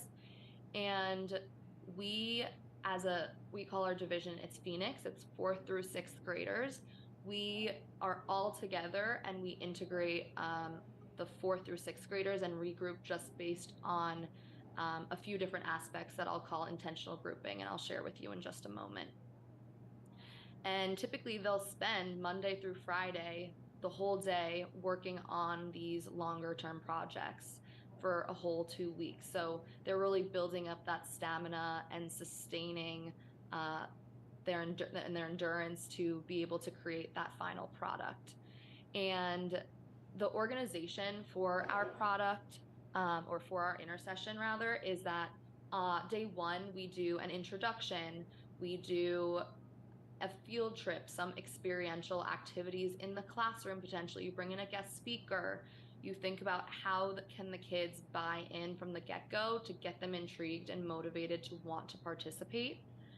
And then day 2 through 4 is where we will look at those exploratory activities, we'll work together or independently and really focus on how they can tie in their interest to a specific product that they would be proud to make. And then finally, the type 3 is the last day, and that's our public presentation to an authentic audience. Okay, so these are some of our questions that we have generated in the past during our team meetings to think about leading intersessions. And we're gonna focus on the second one today a little bit more in depth and how we apply the type 1, type 2, and type 3. So you start off with your idea and then you try and form it into a driving question. And so some schools don't have art programs. How can music be implemented across disciplines? These are projects and intersessions that we've spent time on in the past. Society has a lot of problems, but they can be solved. So we're going to focus on how can we solve or prevent issues that various communities face in society today. And then sometimes people need to work together to accomplish tasks. How does a business like a restaurant function successfully? That project was a hit. They ran a restaurant. It was a wonderful project. Okay. So this idea about intentional grouping that we mentioned will also tie into how you identify the roles and talents needed. And this is really where you are thinking about your student or your students and how you can capture their strengths. And sometimes we will administer surveys to the kids. Usually the projects will be around 2 to 3 months into the school year already, so we have a great understanding about what the students already enjoy, what are their strengths, what are their areas of need, and we can, depending on what the project is, decide to group in multi-talent groups. We can decide to group in strength-based groups. We can decide interest groups, jigsaw groups. It's really dependent on what the project is and how you see the best grouping for the final project. So specifically, as we look at the roles and talents, these were the groups that we organized our students in for our Utopian Island intersession. And we looked at their talents, and then we looked at the question, we then looked at their talents, and then identified how we could group them based on addressing that question, connecting to their talents. So we had leaders, we had historians, we had, in our government group, for the arts and culture, we had students who love music, who love cuisine, who love writing. The tourism group, we were our people persons and our marketers and our leaders. They had those both interpersonal and intrapersonal skills. We had our infrastructure group, they were our builders, they were spatially and kinesthetic, and they were our creative problem solvers. And then finally, we're going to focus a little bit deeper on our environmentalist group. That was the group that I worked with.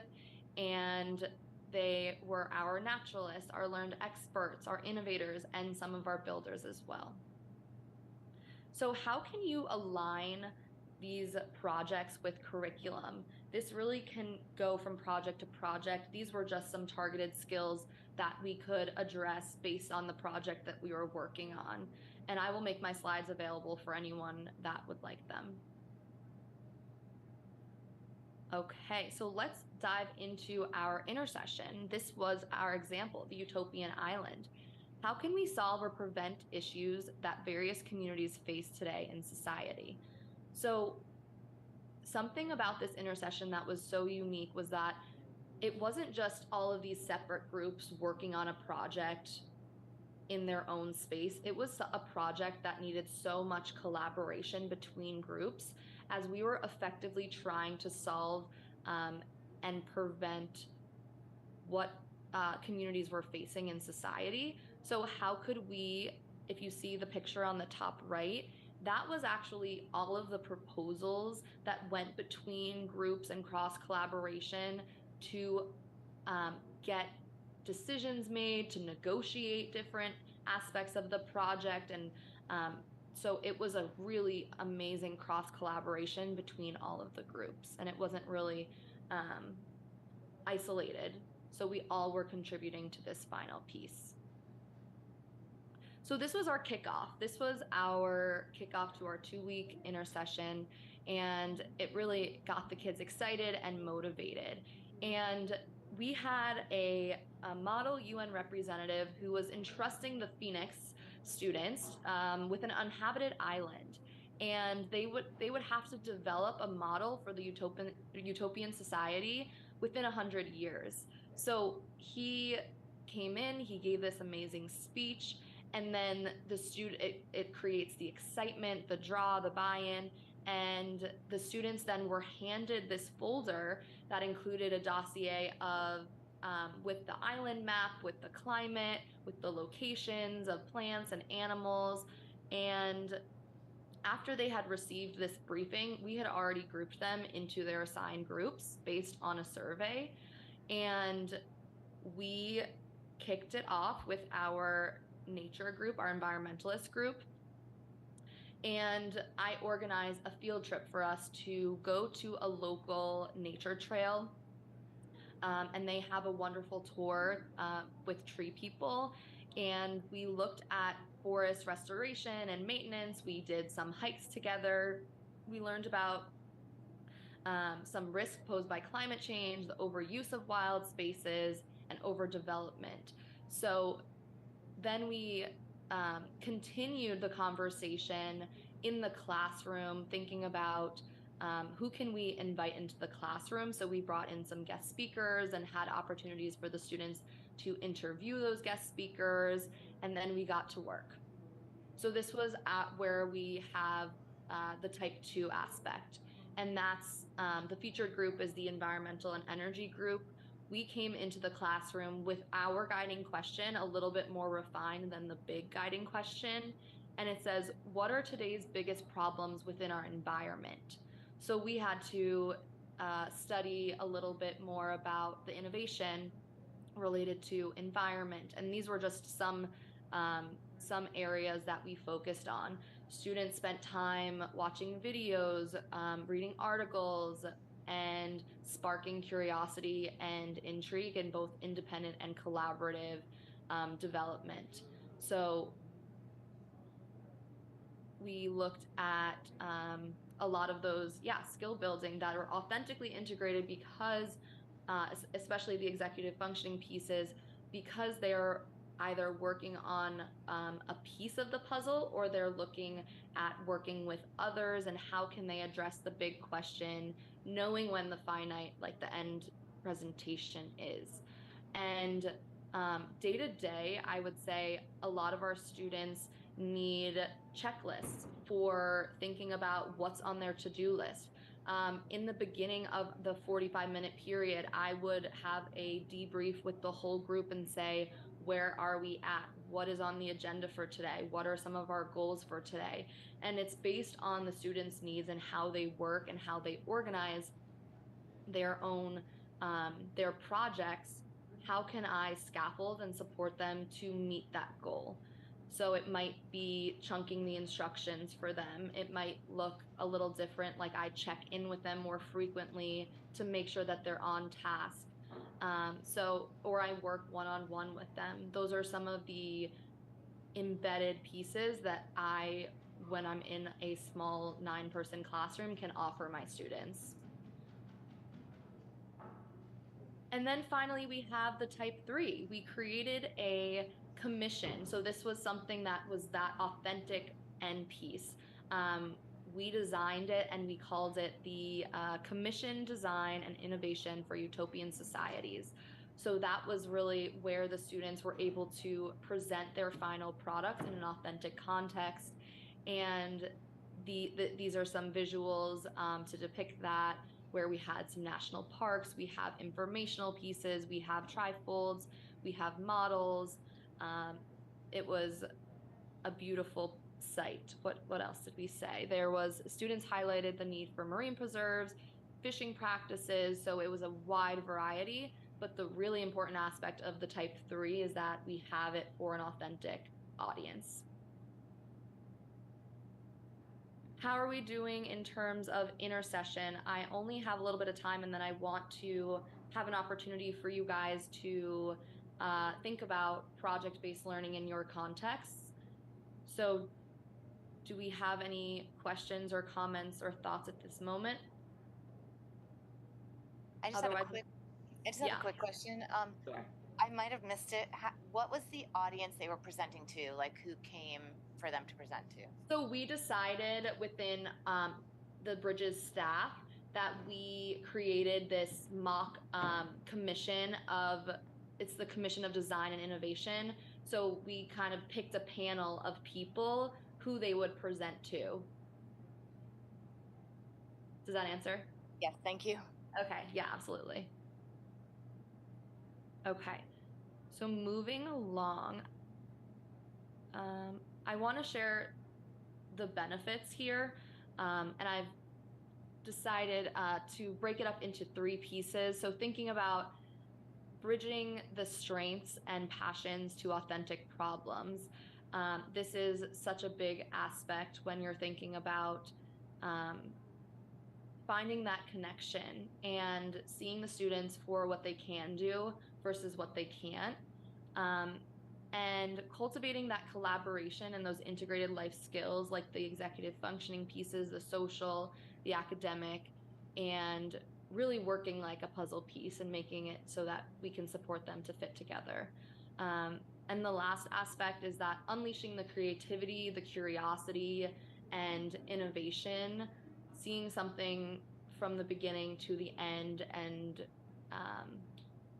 seeing it work. It really is a beautiful sight. Okay.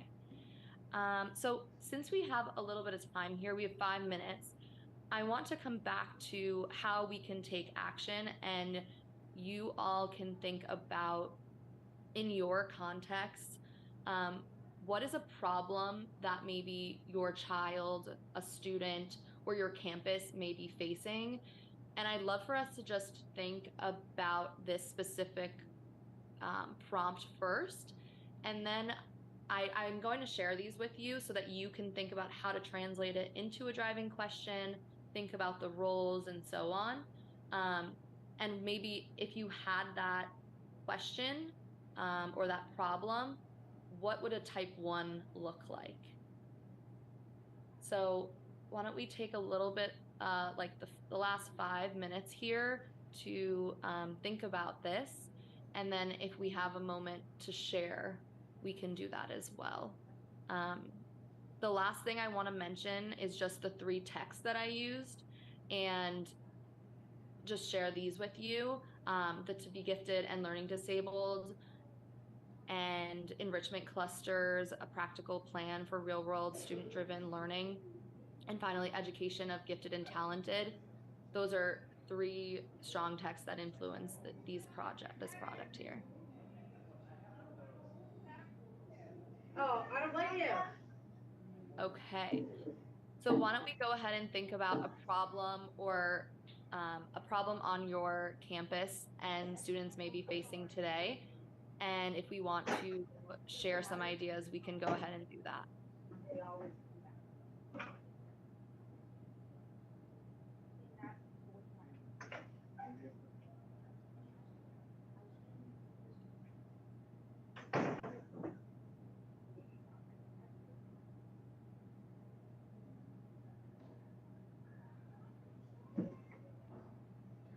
My girls on it? My girls on it? I didn't finish eating breakfast. I had to run with Anthony. So we were so late this morning because I don't know what he does. I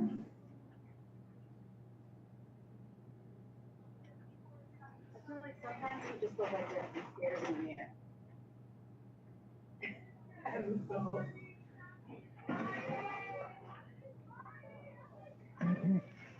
Sorry, Denise, you're not muted, hun.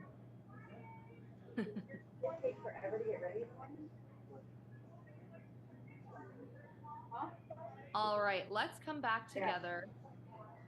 And I'd love to hear from you guys if you have any thoughts about a problem on campus, and maybe we can think about some type 1s for that problem.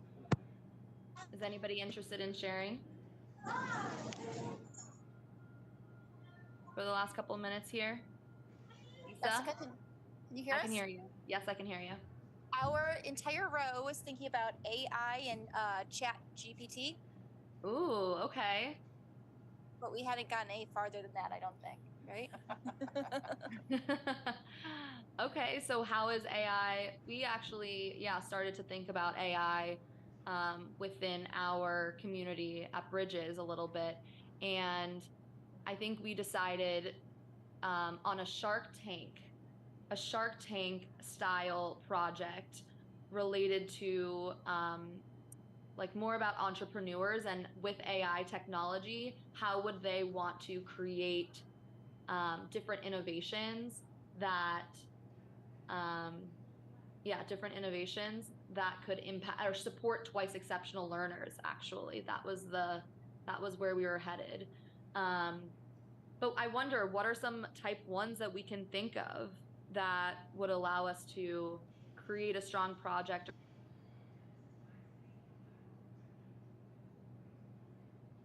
It's getting where you want to, not easily, but having overcome it, having made access, having been supported, and belonging while you're there. So the end goal is this understanding of this whole kit. All right. It's so important to meet them where they are. And some teachers, I love working with beginning teachers because they're like, so how do we find out where they are? What do you think? How do we find out where they are? There's some discussion, I would think. You ask them. Yeah. Yeah, you ask them. So where?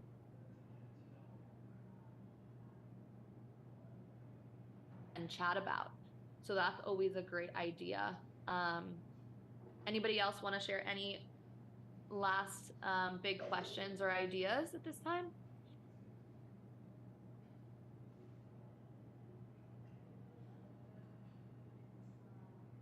Identified based on national norms, there are students who are in need of more challenge, and their needs need to be met as well.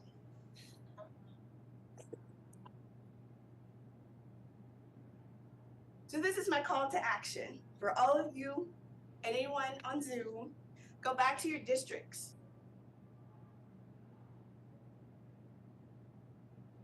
How are we thinking about twice exceptionality? Is a student progressing faster when we give them accommodations? Again, maybe say they have dyslexia or they have a specific learning disability. We give them accommodations, maybe then they start to pick up on things faster than we might have expected from a special education student. We can think about that. That could be an indicator. Example, if a student was diagnosed with dyslexia, when they're given an opportunity to read things aloud, they begin scoring at or above grade level on tests and assignments. again, that's something we can look at, like, oh, they have dyslexia, but there's a really good strength there. There's a really big strength there. Again, using academic performance gaps and test scores. A lot of times we know twice exceptional students can compensate up to a certain point, and then they reach a point where the curriculum even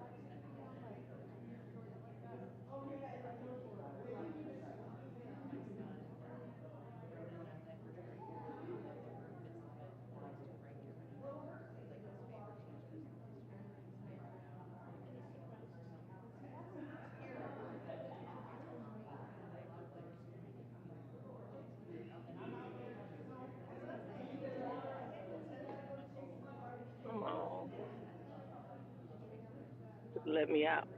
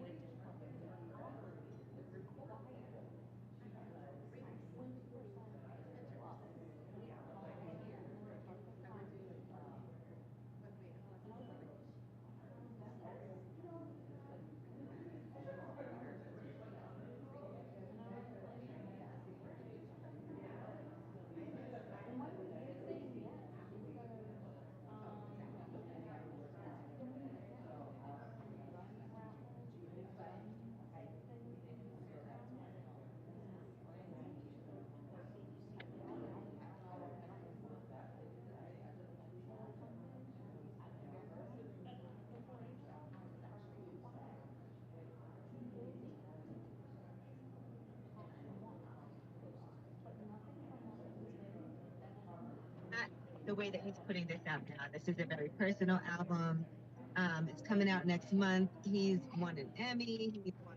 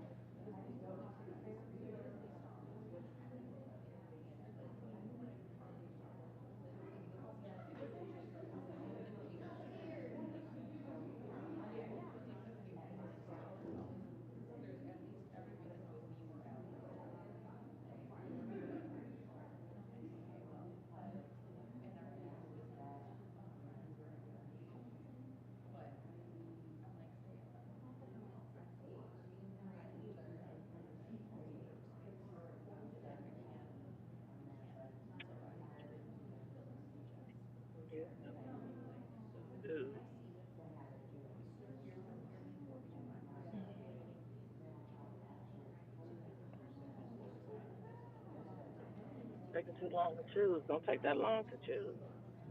Just grab it.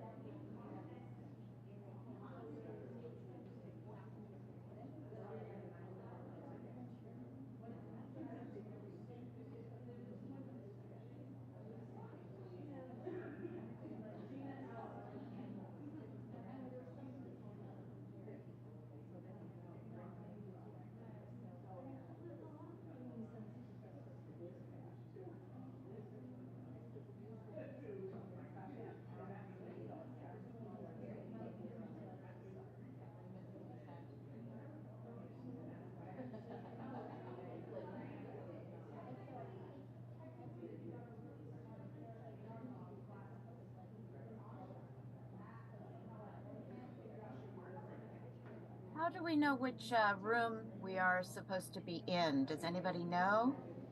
I have a presentation in about 5 minutes. It looks like Cindy, you are in IVDL. There's the conference flyer that was on the website. That Oh, I didn't see it. Okay, thank you. hey, I just found it nosing around, so Okay. no judgment there. Thank you. I will go in and see.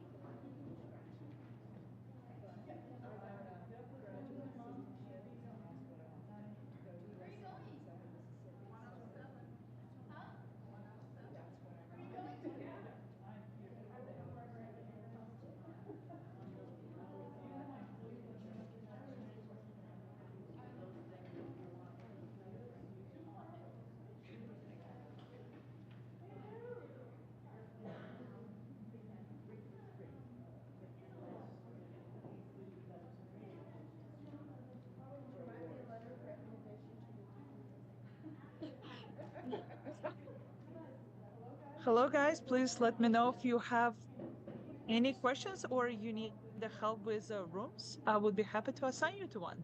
You just need to let me know which one. That's another art. This was very easy. We were networking. Yes. I didn't want to take it. Let's take some water. Go to 107. I think that's great. Can someone Which one? looking me up? It's right room in the middle. So you just passed it by.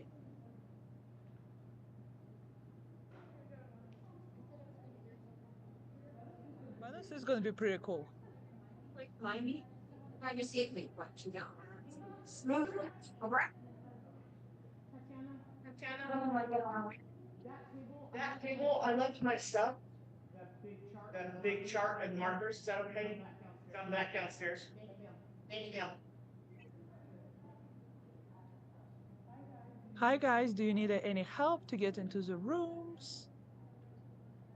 I'll be happy to assist you any way possible.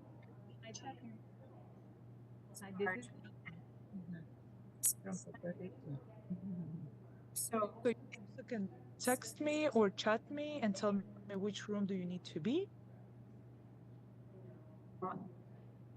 I don't see the breakout rooms link or where to click on. So breakout rooms, it's in the bottom. It's a square with four squares. It's like a window. You click in on that square, and you choose the rooms that you want to join. Okay, now, thank you.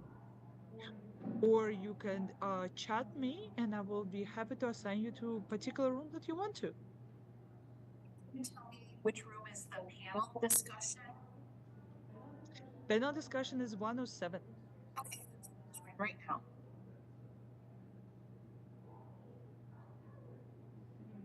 You need help get to 107? Nope. Tatiana, yes, second. Yes. I think we have the wrong Zoom. Nobody's showing up. No attendees. No co-presenters.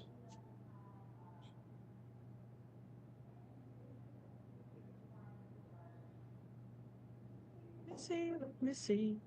Because I done it in the morning.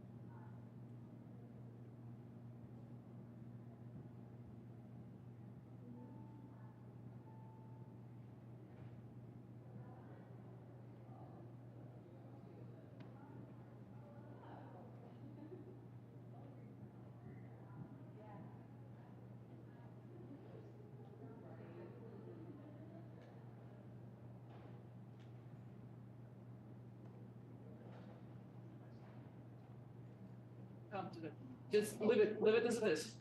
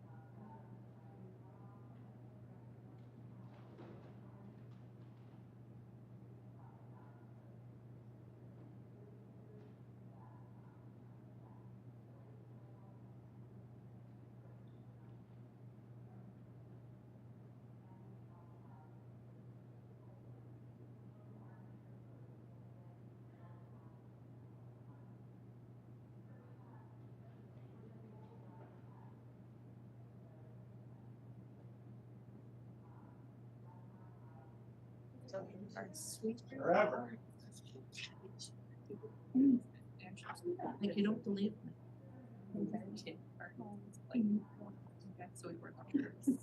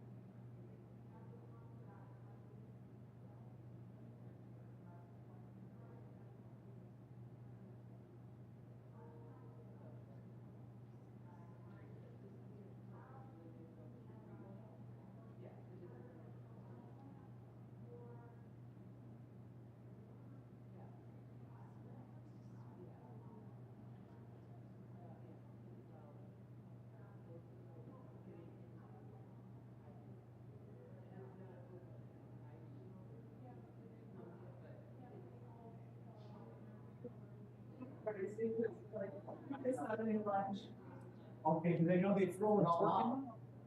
Audio video. Microphone and speakers.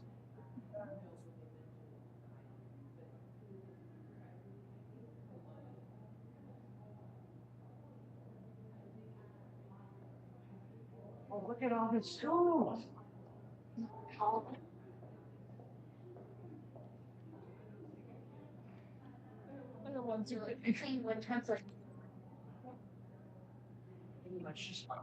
I don't like stale bread.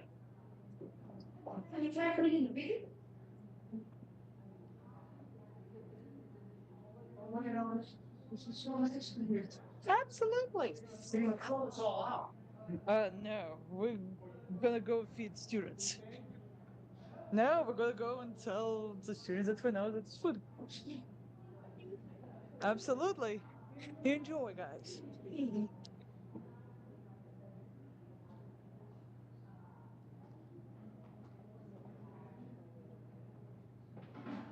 Let me go and plug in somewhere.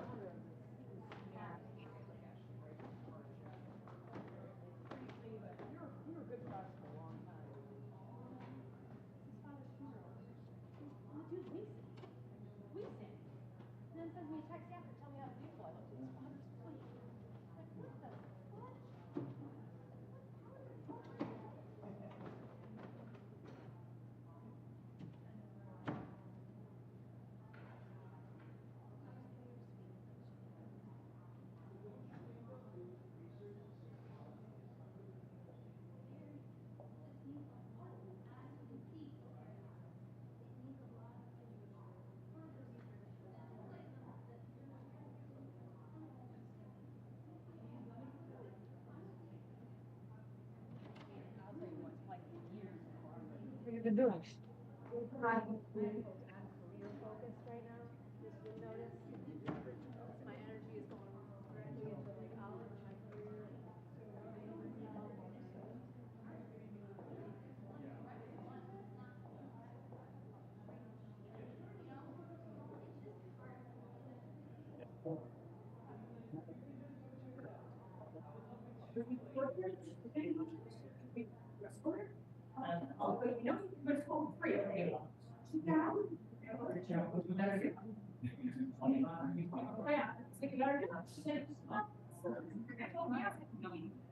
You have my phone number. Yeah, yeah. So if some say, text me. So what's gonna happen? You're gonna be in the breakout rooms. And we're gonna go 107.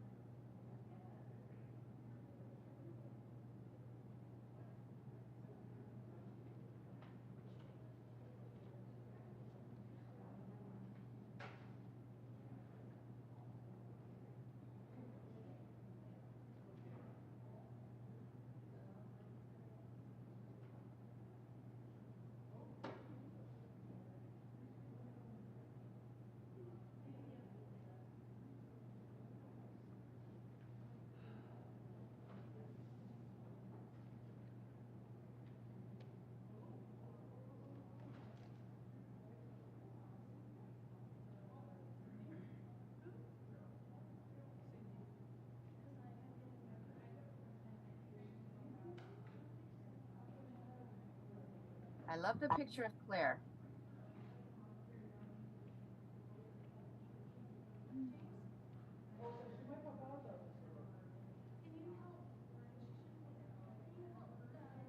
Bye, everyone.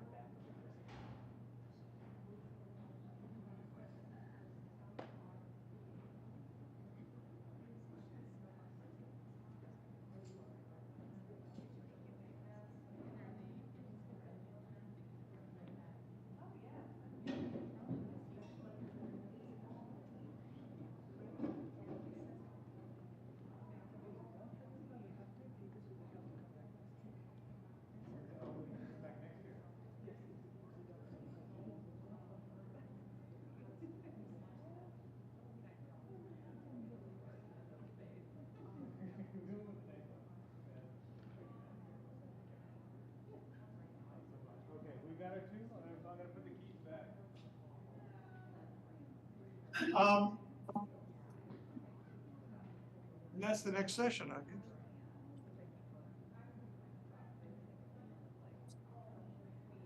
Thank you, Bruce.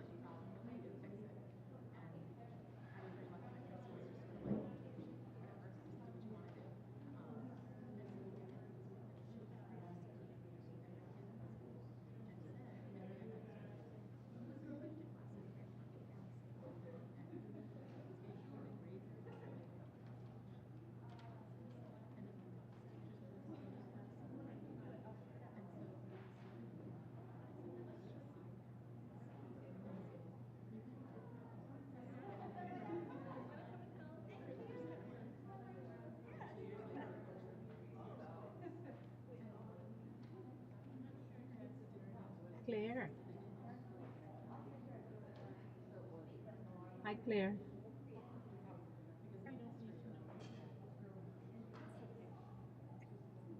I'm not sure if you're.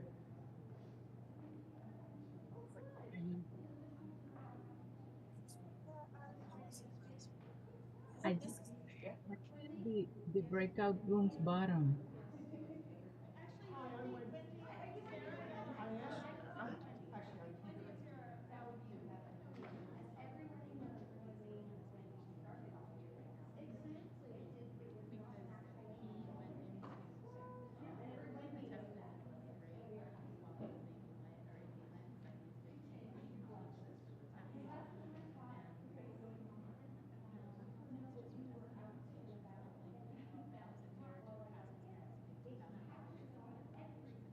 Claire, can you listen? Can you hear me?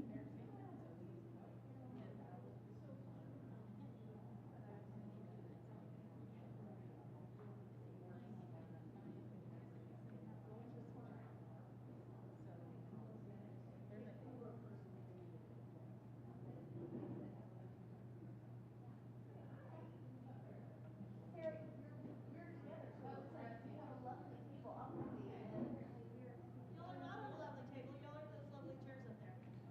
Oh. Okay. Are you sure? Because a round table implies to me a round table. But I think inside the box. So. There you go. Here, I'll help you. I'll walk you through.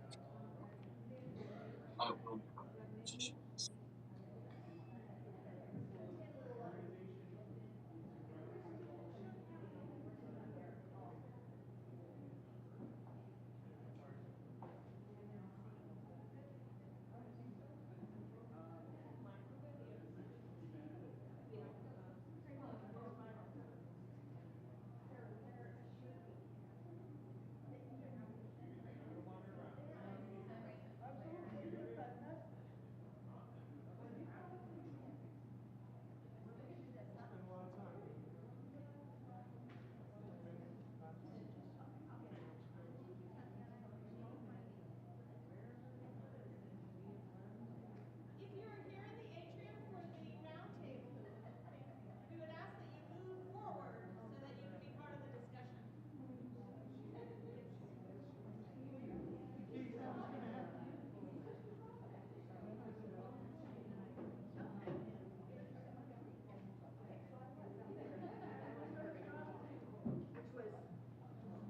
Yeah, y'all kill it up front. I probably used some of your stuff to do it.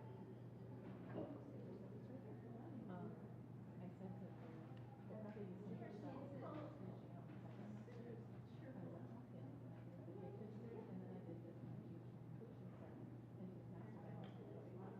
So I did one of the pictures and I made like, and I found some in the process of pictures to establish like your second system is slow and understanding and really do a good job of how to put out the community better and you can all do this and you guys will have so much more fun this time and then you all just share everything.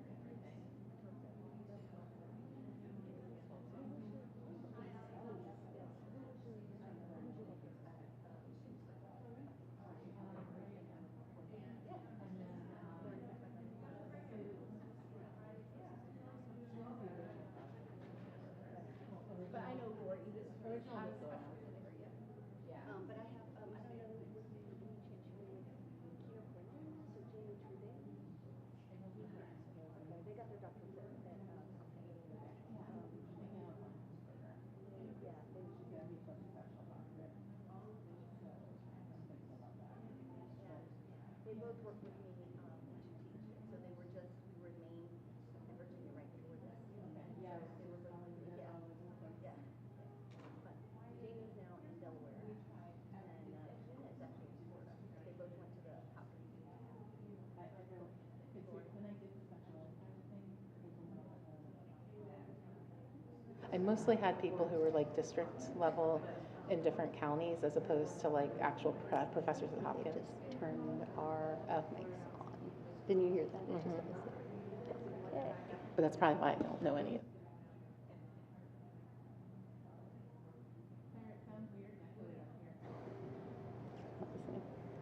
Dr. Hughes, calling Dr. Hughes Lynch. It sounds weird and echoey up here. Does that mean our mics are on? Yes. Our mics are on. We should make sure that we could do this and hold on and try and. I spent Yes, 15 minutes talking to myself before my presentation started. Didn't know that the camera was on Zoom. So they got a nice show of me being crazy. Crazy's good. They just asked us to hold the mics, so. Hold the mics? I know. First we have to sit up here, now we have to hold the mics. I'm going to use this as a becoming fidget. I hope thing. that's okay. A fidget item. Where's the off button? Aha. All right, mine's on. Check, do I check. have to do this? Can I do this? Did you turn yours on? Mine is on. All right, we are doing a round table without a round table, but it's good that you are all at round tables. So I'm Wendy Morawski from this morning.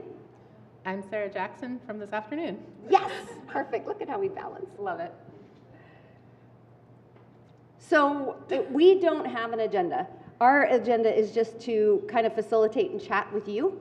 As you know from this morning, my background is more on the special education side and really about focusing on the educators and what they're doing together to support what we're doing with kids. How about you, Sarah?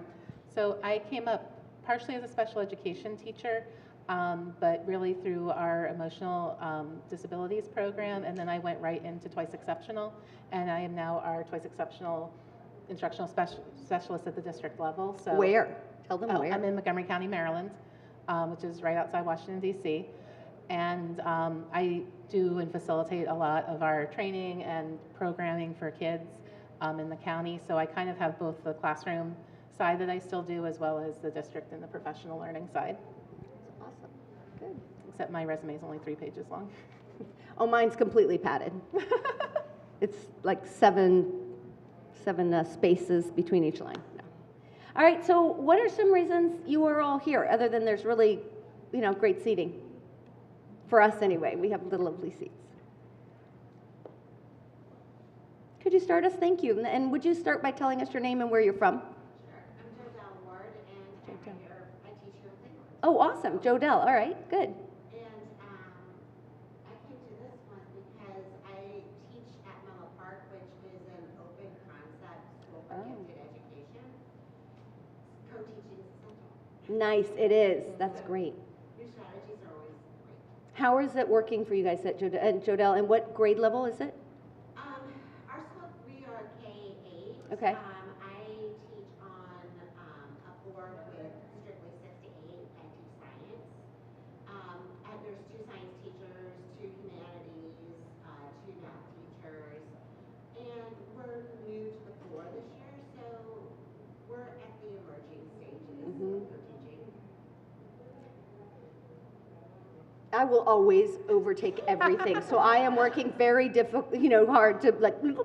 So when you say you're at the emerging stages, what are the positives you have right now, and where are some of the challenges? Because we're an open concept school. Sorry, thank you. Oh my goodness, this is very official.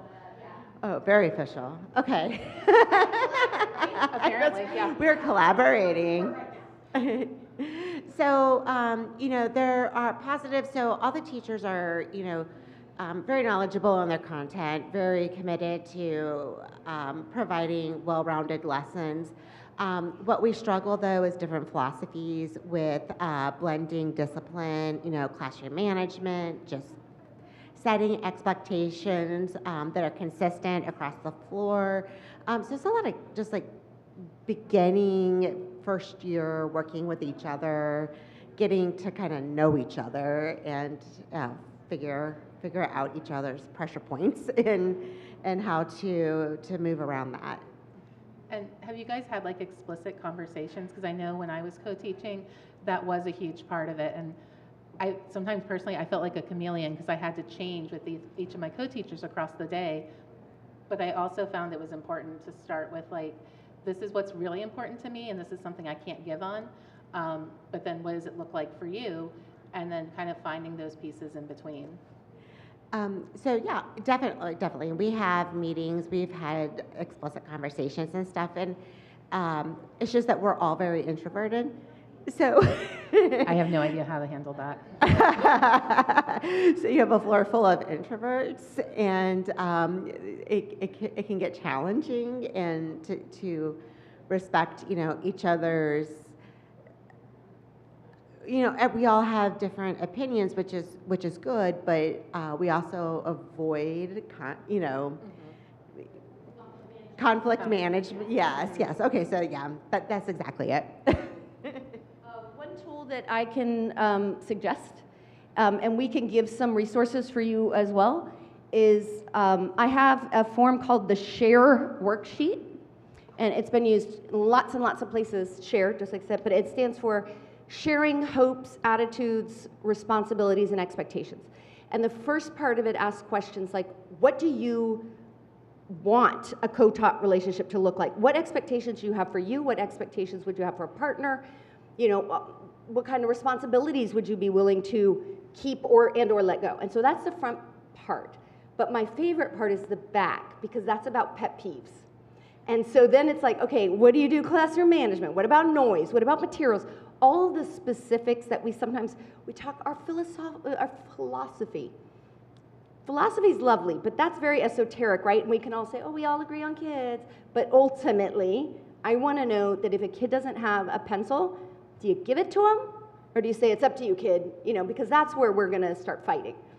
So you fill all that stuff out. And what I strongly recommend is you do that on your own first. Because as you said, as introverts, just sitting having that conversation, you might be like, oh no, that's fine, but you don't really mean it.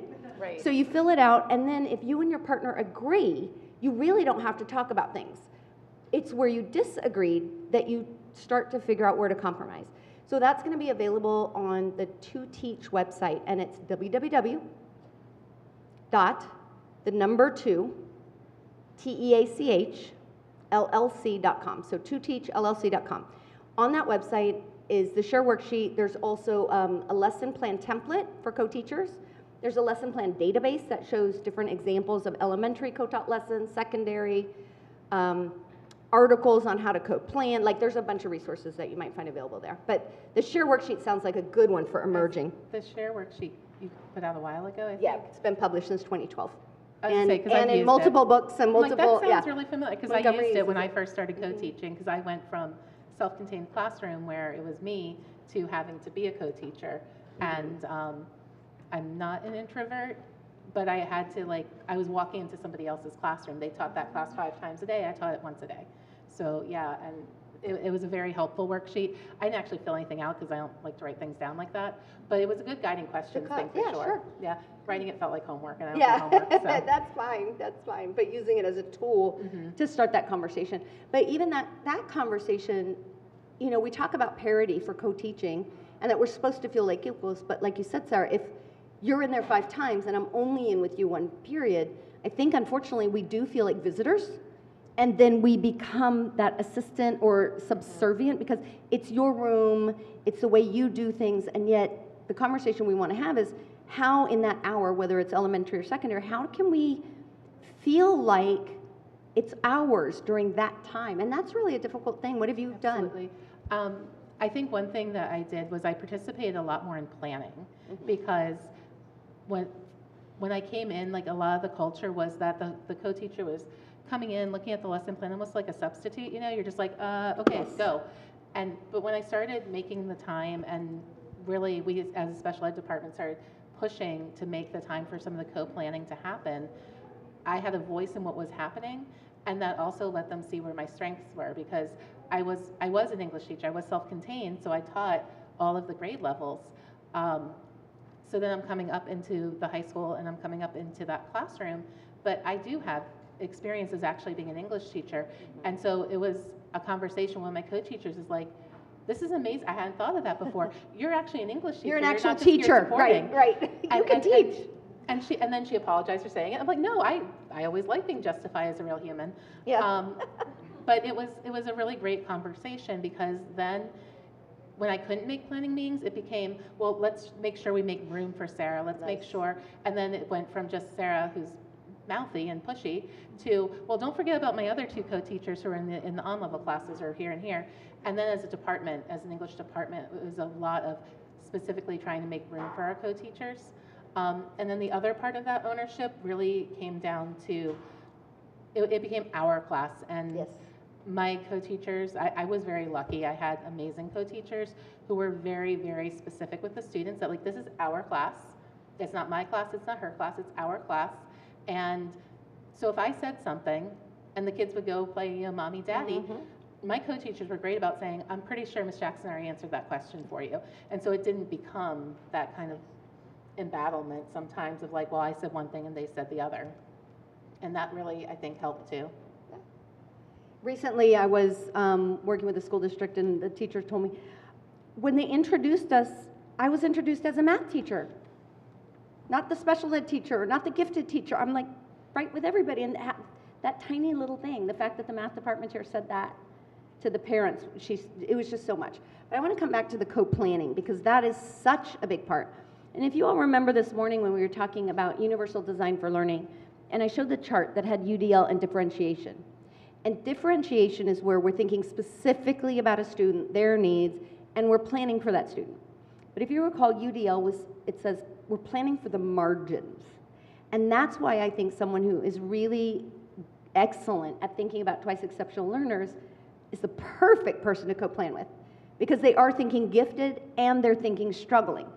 And that could be the same kid, but to help with the margins, to say, okay, I know what my typical fourth grader can do, or I know what my typical eighth grader in this math class can do. But what about those margins? And I think bringing you into that conversation means that way more kids are proactively going to get their needs met, and we're not going to wait, because that's the thing I hate. I see the specialists around the side waiting, and then when the instruction's done, then they go and try and fix. And that's just so reactive, and it's not okay for the kids that they have to fail. No, I mean, absolutely. And one of the exercises that I took from one of my classes and then modified and started using was picking one of our twice exceptional kids in the classroom and saying, well, how would we modify this lesson for just this one child? And then we would backtrack and say, okay, so what can we do universally that would be good for everybody? And then where can we go from there? Now, one of them was get the computer cart in the classroom. So, you know, it's going back a little ways, but that was part of it. And so a lot of that, like, just normalizing process. And then the other thing that I really liked when we had our special ed teachers who were content people leading the lessons and getting that chance to take the lead and not just once in a while, but as a regular part of the lessons. And so what we started doing was doing more of those like things I would do as accommodations for my kids, we started building in as part of just the classroom. So things like speech to text and text to speech. Like, it used to be such a thing, and now a lot of the kids use it, but when I introduced it, I was like, what you think you wrote is not what you actually wrote. You need to listen to what you wrote. And the kids would put their headphones on, all of them, and they'd be, I didn't say that. I'm like, yeah, you did. Go back and fix that. And so that became part of our revision process, but what it really did was it made it normal for everybody in our class to have headphones on, so nobody noticed my kids who were using it for, you know, their disability. And it brought down some of the temperature around those pieces, but it all came back to a co-teacher who allowed me to actually get up in front of the class, and I hate saying that, allowed me. Allowed, I know, I hear that all the time. And that's not actually really accurate, because we came in at the same time, and from moment one, like, she recognized me as a real teacher. And so it was more of, actually in this case, allows, because we both wanted to teach the lesson, and she let me teach the lesson. I will give her that one. But yeah, but we want to get to a place where we're not justifying ourselves as real teachers, no matter what area we are, but just to say, hey, we're all teachers and we're trying to fill in these gaps, and we have different expertise. What are some things you all have done or would like to see done in classes to help meet the needs of twice exceptional learners in an inclusive setting, not in a pull-out setting? What are some things you've either done or you would love to see done?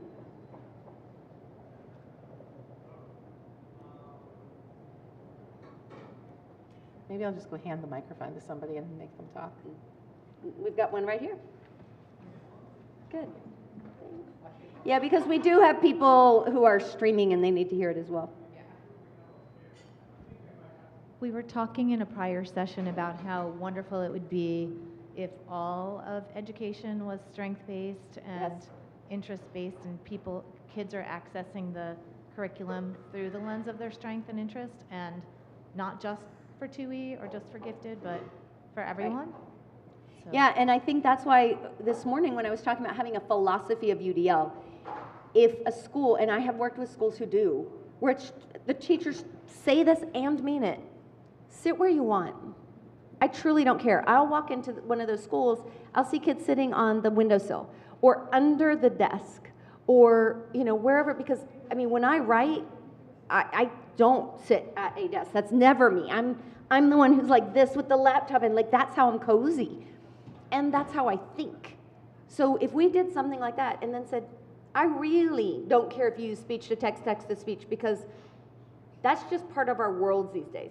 We're going to have to work the whole AI thing, and I know Claire's really involved in that and learning more and more about it, but we'll work on the figuring out, how much does ChatGPT and those kind of things, that generative AI, how much are we comfortable with it? So, but we're not going to go back. Technology is not going to go away, and I think we're starting to have teachers who look at the things that we used to call accommodations and realize geographic organizer is just a really good idea for everybody. Having, letting you write about whatever motivates you. Why does it have to be what I want you to write and what I think is fun?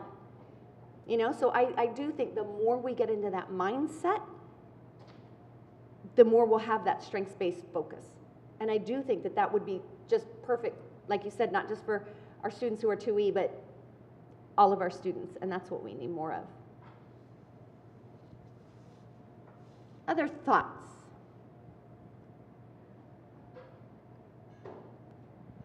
I'm a first year, so I don't have a whole lot to say about successfully First year co-teaching. teacher? Yes. Good.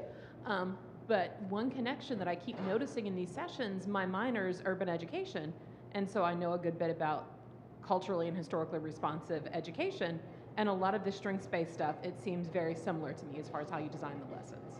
Yeah, absolutely. And if we recognize that we don't know, I don't know your strengths, I don't know your background, I don't know your culture. I know what you look like, and that doesn't tell me much, right? You know what I look like. You may not have known I was a German teacher from that, right? But the idea that we can work together, because Sarah and I didn't know each other. We have some things that are definitely alike, but if we were thrown in to co-teach together, I think we could maximize how culturally responsive we can be. We can maximize the strengths because we have different strengths as well.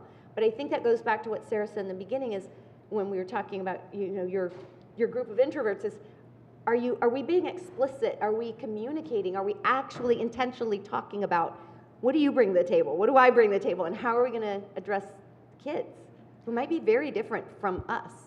What I learned in that program is that in order for anyone to learn, we have to feel safe. And of course, some people have a harder time feeling safer than others because of different things, right? But they said that if your whole self is not allowed in the classroom, it makes sense that you wouldn't feel safe to learn there. And I hadn't thought about the broad applicability of that until the conference. Kind of goes back to Maslow, right? Mm-hmm. That right from the beginning, if we're not feeling comfortable, we're not going to learn. But I think that teachers who feel themselves very, very comfortable in a classroom don't recognize that other people may not. Christina, would you please share with people Christina and I are working on a book on universal design and co-teaching in Danish classes. And we have a difference between pedagogues and teachers. Would you just share with them what a pedagogue is so we can talk about their role of bringing in social emotional well-being? Yeah, so in Denmark, both in general and special needs education, in schools we do operate with two types of professional competencies. So we have teachers, and then we have something that are called pedagogues, and pedagogues are different from the teachers because they don't have content knowledge in the subject, but they know much more about social emotional well-being of the child, about relationship, about involving with a child, and have creating good classrooms environments and stuff like that. And we have pedagogues quite often in primary schools, so a lot of them will be like in first grade, second grade, third grade, a few of them fifth, sixth, and seventh grade, and maybe just a couple of them at the upper, because we want to make sure that our children are thriving and not just learning content. And I find it fascinating. I'll come get it. But I find it fascinating because these are not instructional assistants. These are not paraprofessionals. They have 3.5 years of education, whereas the teachers have 4. So very similar, right? So I really, in the United States frame of mind, I don't want us thinking they're paraeducators. But the fact that they're focused on the social, emotional well-being of kids. And so now, after 2014, they had a law. And so now these pedagogues are coming into the classes. And I just think that is, I personally would love to co-teach, be the content expert, but have somebody who's an expert in social emotional well-being and find a way to connect that because of what you were saying about the feeling safe and that there's so many people who are out there, kids who are struggling, kids with trauma, all this stuff that we know.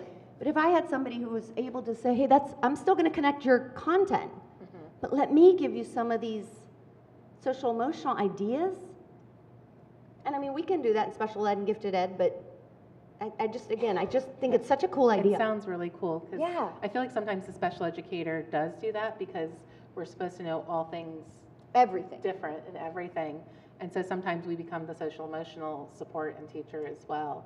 But yeah, no, that sounds amazing. And you know, I think we have like sort of roles like that in the schools, but they're not as prevalent and they're not in the classroom with us. Right. So we have our social workers, we have our people Yeah, personnel but workers. they're pulled out. But they're all pull out. They don't It's come in the all classroom. pull out, counseling, all of that. And so again, I think too many times we have with our twice exceptional learners, if your brilliance, if your giftedness is masked by a disability and that disability is acting as a huge barrier, you are likely going to be experiencing some type of trauma or internalizing, you know, behaviors or concerns or all of that. So just to have somebody recognize there's a barrier here, what can we do to break it down so that you can, I think it's fantastic. I love the idea. But again, we got to get these adults to play nicely. I'd say on the flip side of that are gifted kids who are also masking that disability, and a lot of times that becomes the anxiety and the internalizing, and teachers don't see it, and you know, we have these kids where they're like, oh yeah, they're fine, they do this, fine, I hate that and word. they're still getting A's, and they have they're A's fine, and they're or wonderful, B's. but meanwhile they're crying for hours and hours and hours at home, or you know, they start harming themselves. And I had somebody recently say, well, you know, we never could have predicted that. And I'm like, no, actually the research shows that twice exceptional kids who don't get the support they need do turn to things like self-harm. Gifted kids do. So we can predict it, but we don't want to because that we'd have to address it. And so. And if there's one teacher in the room trying to do everything, I think it makes it very complicated. If there are two teachers and they're really supporting one another and they're really connected and communicating and open, then we have a chance to meet some of these students' needs. Absolutely. I think something that was said earlier when we were talking about like the culturally responsive classroom, but it also goes back to the co-teaching relationship and making it also culturally responsive, because I know there are times where, you know, like a lot of teachers are white women, and so, you know, you throw two of us together, we have issues. We'll work it out. We have issues. We have issues. But you know, I've had the opportunity twice to have an African American male as my co-teacher, and being able to have open conversations and have them share, you know, their experiences with me and their thoughts and ideas, and also having them say sometimes, because I would do or say something, and they would pause me and say, you know, think about it from this angle, or have you thought about it for that? And because we had a responsive teacher and an open relationship, we could have those conversations. Absolutely. And so, but I think on the same thing, like if you're coming into the classroom as a co-teacher at any time and you walk in the door feeling like you're not going to feel respected for whatever reason, you know, you've kind of got that whole barrier, but it becomes that safe space for everybody. And if the teachers don't feel safe with each other, I mean, you're never going to get to the kids because you're dealing with adult issues, and this needs to be about the kids. I agree.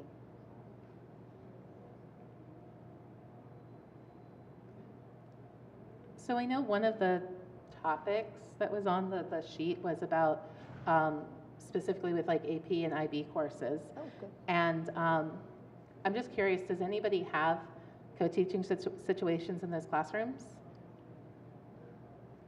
Does that sound completely crazy? I do. So I literally just got back 2 weeks ago from Portugal and Switzerland, and I was working with the International School of Basel, Switzerland, and they're an IB school. And one of my associates was the IB coordinator for Hampton schools in Virginia.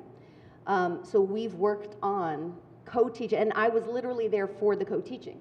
So we were in these classes, and I was working with the elementary, middle, and high. So their early years and the primary years, and then the middle years, and then the secondary school, whatever that was, the diploma program, DP. Yeah. Thank you. It was so 2 weeks ago. I don't remember any of the time of anything. But yeah, they also were really looking at recognizing that these programs are supposed to be open for everyone, and there's this misconception often that it's only for kids who are gifted. Right. But they have so many students who have so many different ways of being brilliant. And I gave the example, I was in a math class. So I was in a co-teaching session 2 days ago in Virginia, and there was a math teacher talking about co-teaching math.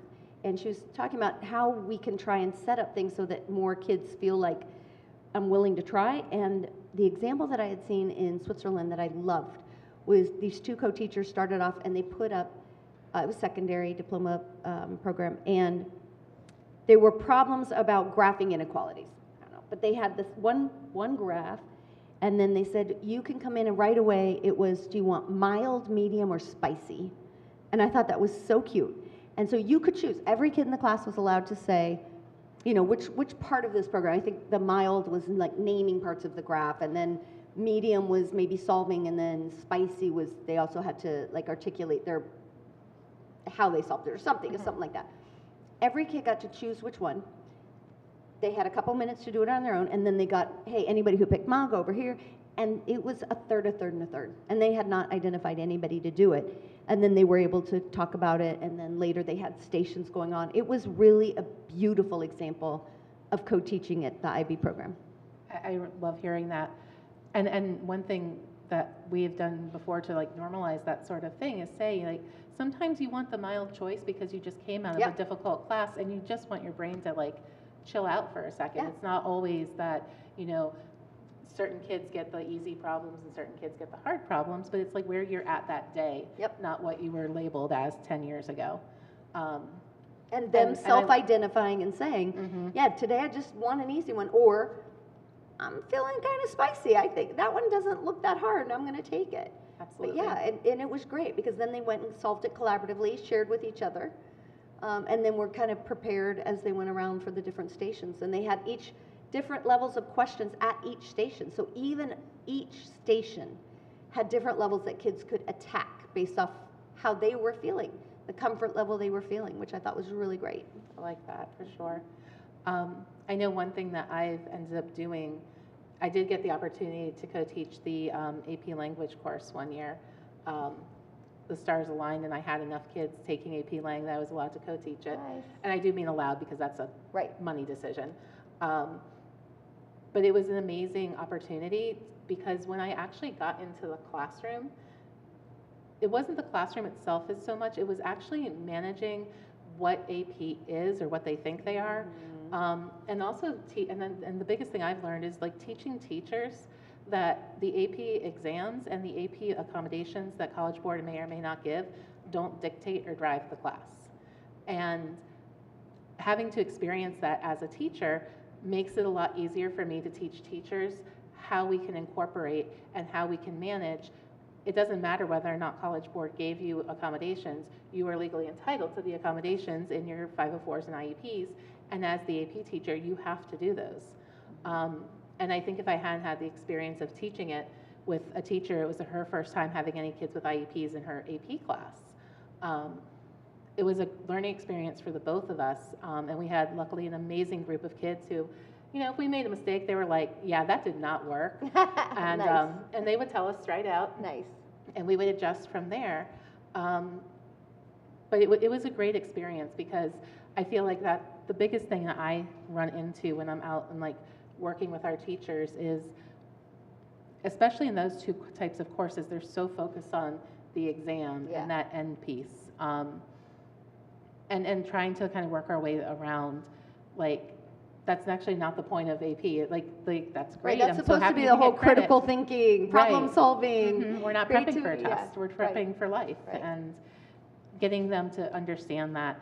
And then also, as we've been doing this, making room in those classes for the co-teaching partnership as well, and normalizing seeing co-teachers in those really high-level classes. Yeah, I think that goes, you know, when I was talking this morning about that's not fair, and hearing our gen ed colleagues, especially at those higher levels, say, well, no, that's not fair for all those kids planning to go to Harvard. Well, these students are going to Harvard too. And, you know, at the college level, we obviously allow for disabilities, and we have our accommodations, and in life, we all usually figure out our own accommodations. We figure out, you know what, I do not work in the morning, so here's when I'm going to show, or whatever it is, right? But we figure ourselves out, and we normalize it for ourselves. And these are kids learning this, and we're helping them. So yes, of course you can do AP classes and you can be successful. Well, and it comes back always to me to the, you're not going to have a calculator in your pocket, and we do. And the speech to text, and like, how many of you guys voice dictate on your phones and use, you know, all those kinds of features? Like, we use accommodations in our everyday lives and don't even realize it, but then we put up a barrier for our students to access it, or we say that that accommodation is a barrier to access the advanced learning and the critical thinking pieces, but then we turn around and use the exact same technology to live our life. So sometimes it's also just that reframing that's so important, and putting it into human-friendly terms, like taking it out of the accommodations manual and putting it into their cell phone or other pieces like that. And that's, again, why I'm such a fan of universal design for learning. I think if we look at it as a framework of, we are different, we learn differently, there's a continuum for attention, for memory, for higher order thinking, for every construct we have, it's a continuum. It's not just autism. Yeah. And if we just really embrace that, if teachers embrace that, then I think helping to frame whatever works for a student who's gifted and has whatever that extra need is, it just makes it easier, because we're taking off the ceiling, but we're also taking away those barriers, and I think that's the key. Absolutely.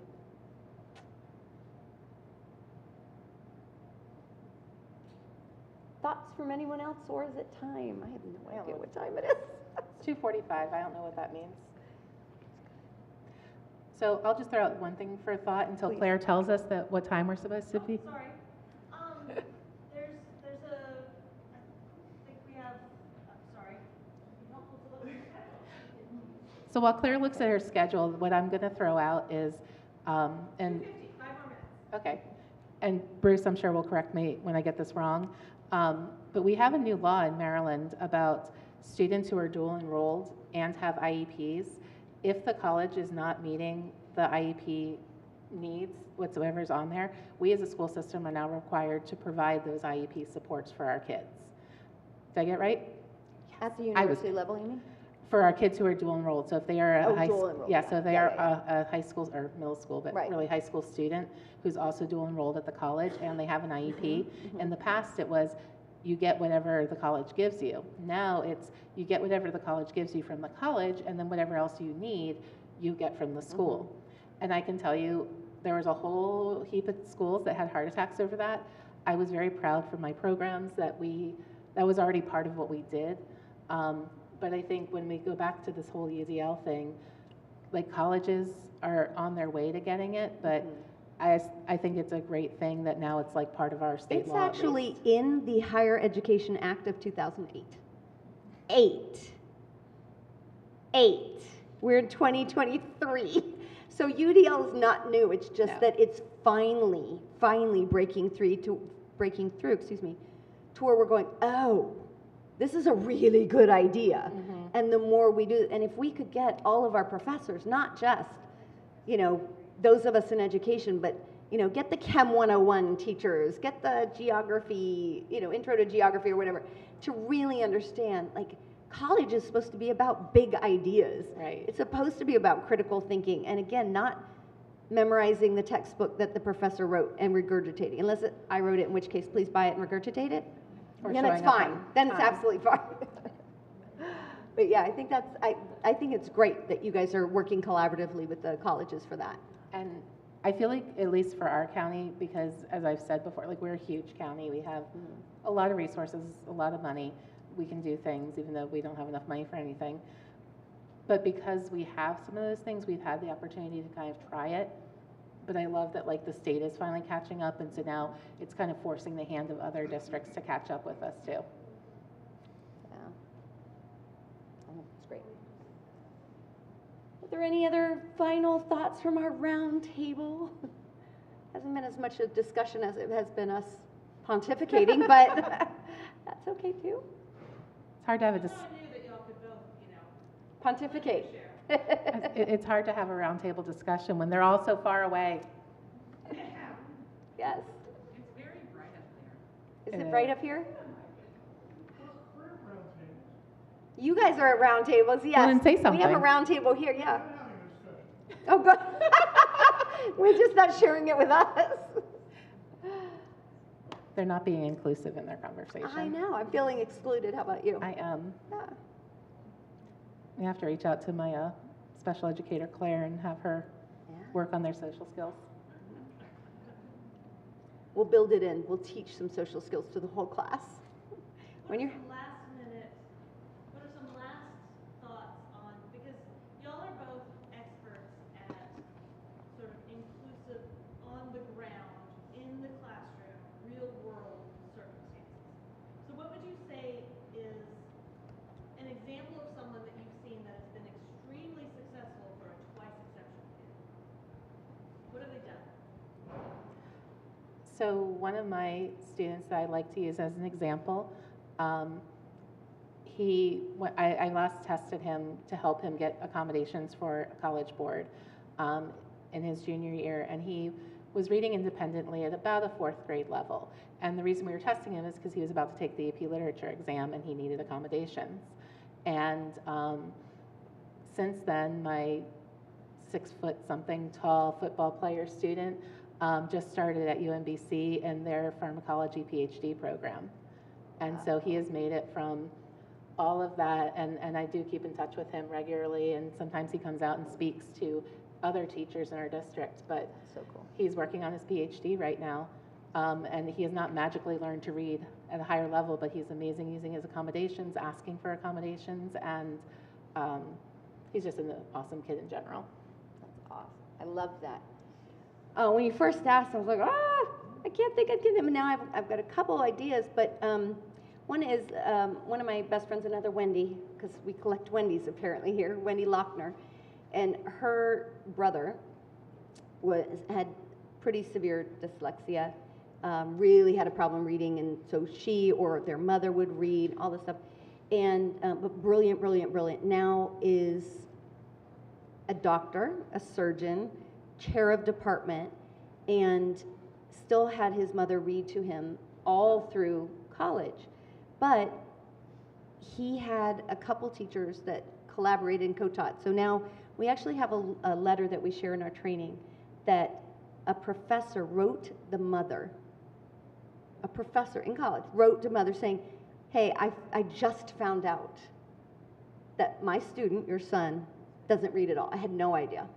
And the fact that you guys have been doing all this extra work, and he is one of the most brilliant kids I've ever met, it embarrasses me that I wasn't figuring out other ways for him to do it. So she went, learned more about what this is, and then went and collaborated with some educators at the university, brought them in special education, and they did some co-teaching. And it was because she found out he was just so brilliant. And so then she's taken on all of these different skills for future classes.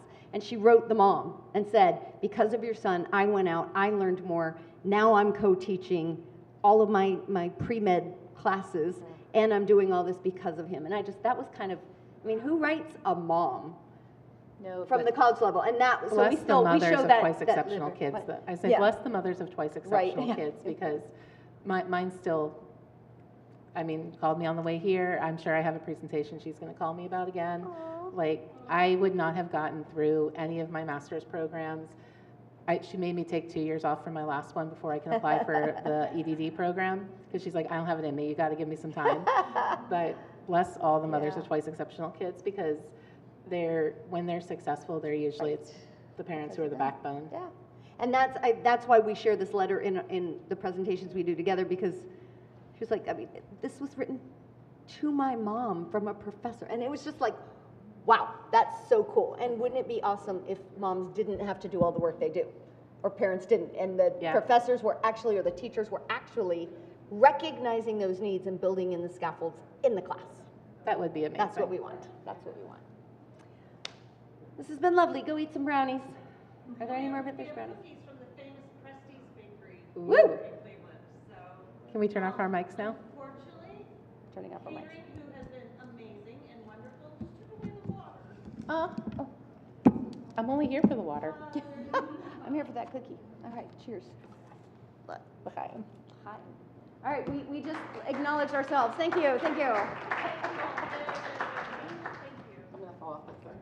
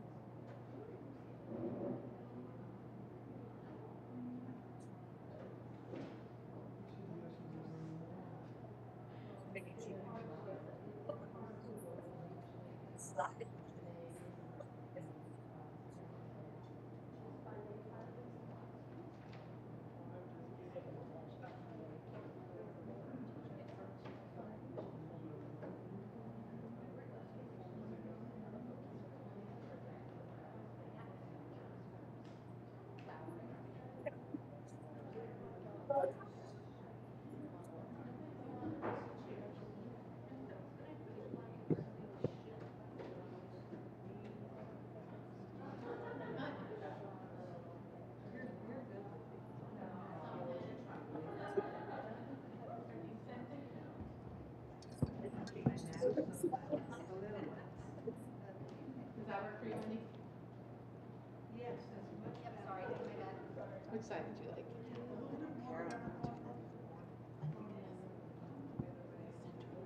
Love it. I don't care. Do you want to sit where you were before or change the seat? I'll sit where I was. Okay. I tried to accept change. It didn't happen. I'm not even really sure what this is about. I mean, I've got the questions, but I really meant to make notes. I didn't. I just now made a couple. Y'all are the diehards, but I appreciate your coming for this panel discussion. Do we have? I don't think I had a choice. Today has been Sarah Day. Every day is Sarah Day. Huh? Every day is Sarah Every day Day. is Sarah Day. Do we have a microphone? There it is. All right, I'll grab a mic real quick. All right, so we do have a truly hybrid panel, which I'm very excited about. So for those of you who are watching hybrid, this panel is called Real Schools, Real Kids. And we talked about this particular panel because these are the folks who work with kids every day. Programs for twice exceptional kids, or working with teachers who work with twice exceptional kids. So this isn't theory, this isn't parenting, this is systems, and this is beyond sort of trying to create a thing on the fly for a kid. These folks actually work with a system to help specific students. So what I'm going to do is I'm going to ask them to introduce themselves, both the here on the panel and then the virtual ones. And then I've got a set of 3 questions that I'm going to be asking them as well. So I'll start with you. Sarah Jackson, twice exceptional instructional specialist for Montgomery County Public Schools, Maryland. Which is the original twice exceptional program, been around since 40 years. 40 years next year. Yeah. Should I just use this one? Yeah. Hi, I'm Lynn Henwood. I am the head of school for Flex Schools Cloud Campus. We have 2 brick and mortar campuses, and I'm the head of the virtual campus. We have international students and students from across the country. All right. And on Zoom, is Stuart here? Yes, I'm here. Can we hear Stuart? Is that possible? I didn't understand you. What? How about Busey, Kim? We have Stuart Ondell, Kim Busey, and Wendy Weiner and Max Melby. They should all be here with voices. Hopefully. This is Max Melby. You can hear my voice. Go for it, Max. We can hear you. Blah, blah, blah. Do you want me to introduce myself or just confirm I have a voice? Who are you or where are you? My name is Max Melby. I'm the head of school at Elite Academy, which is a 2E school in Minneapolis. And this is our 10th year of operation. So fun for us. Congratulations. All right. How about Stuart and/or Busey? Or Wendy? I'll start. I'm Stuart Ondall. I am a former elementary school teacher, both regular classroom and in a gifted ed enrichment position. For 23 years, I was a professor of gifted education at the University of Northern Colorado, and currently retired, semi-retired, and I'm an affiliate faculty at Johns Hopkins University teaching the course on twice exceptional learners. So Johns Hopkins is also one of our partners in terms of the Twice Exceptional University collaboration. So Stuart is an active participant in that, and we're very excited to have him. So Max and Stuart, how about Wendy? Are you there, Wendy? Yeah. There we go. Hi, I'm Dr. Wendy Weiner. I'm located in Florida. I've been the principal and founder of Conservatory Prep Schools, which is a 2E school down in Fort Lauderdale. And now I also work for Cognia on their international team doing international accreditations. Excellent, thanks. And how about Busey? I saw Busey earlier. Kim Busey? Busey Kim? Rats. Oh well. We will do what we can to bring them in. So the questions that I'm going to ask for the panel. So I'm going to actually start with you, Max. And so everybody on the panel gets sort of your the first concepts, which is, what are your 3 biggest recommendations for educating twice exceptional students? Just a little question, you know. But your takeaway, what are your 3 biggest aspects? Max. Sure. I love a softball to start. And as I thought about this question and choosing 3, I sort of right there with how you had framed this up, Claire, is, you know, day to day, what are you going to do? Because, you know, build a 2E school is an obvious answer, but also is hard to do in a day-to-day scenario. So the first one I think of is really intentionally hold space and actually honor space for kids to share who they are and make their own identity and talk about stuff that they care about and do stuff that they like to do, which is like the obviously, but that even means when you think you have more important stuff to do. Like yesterday, I dropped a pretty important thing because I really needed to hear a 13-year-old's thesis on whether or not you can view orcas through a moral lens. Is it biologically appropriate? I don't know. It's his thesis was interesting, but it's really just a relational piece that I think is so important.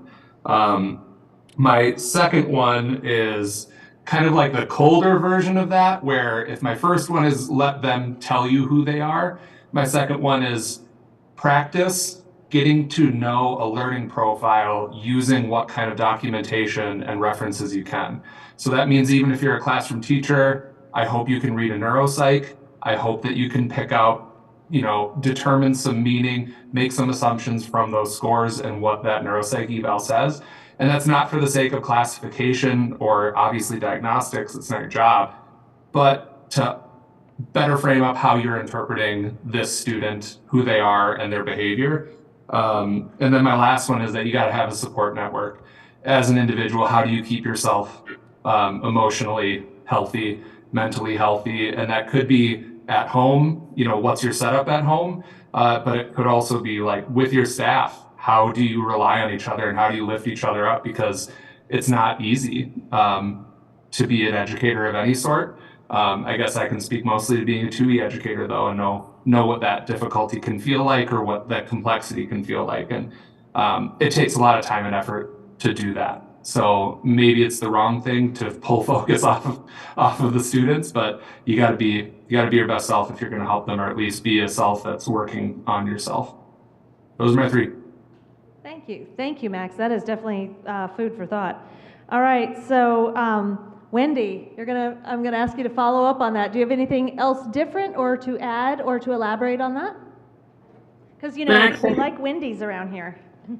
There's 2 others here. Perfect. I'm in good company. Max, you brought up great points. I would also bring up, when I'm looking at these kids and I get the blank stare, what does a blank stare mean? Because I get them several times a day. So it's really going back and, yes, interpreting those neuropsych scores, also delving even deeper and understanding where your each child is coming from. I think one of the biggest compliments that we ever got, we were looking on the Facebook page about a year ago, and one of the kids chimed in and said, those were the years at conservatory prep where I found myself and I felt grounded. And other kids from around the world were putting in ditto, me too, me too. And I was able to find myself and go from there.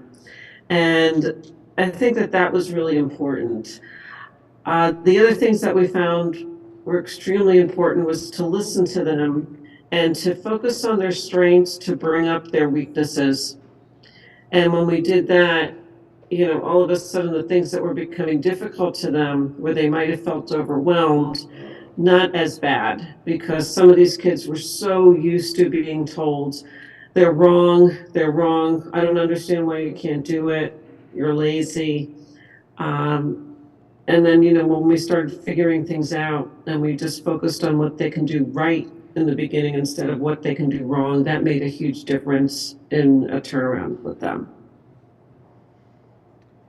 Thank you so much. I really like that follow-up.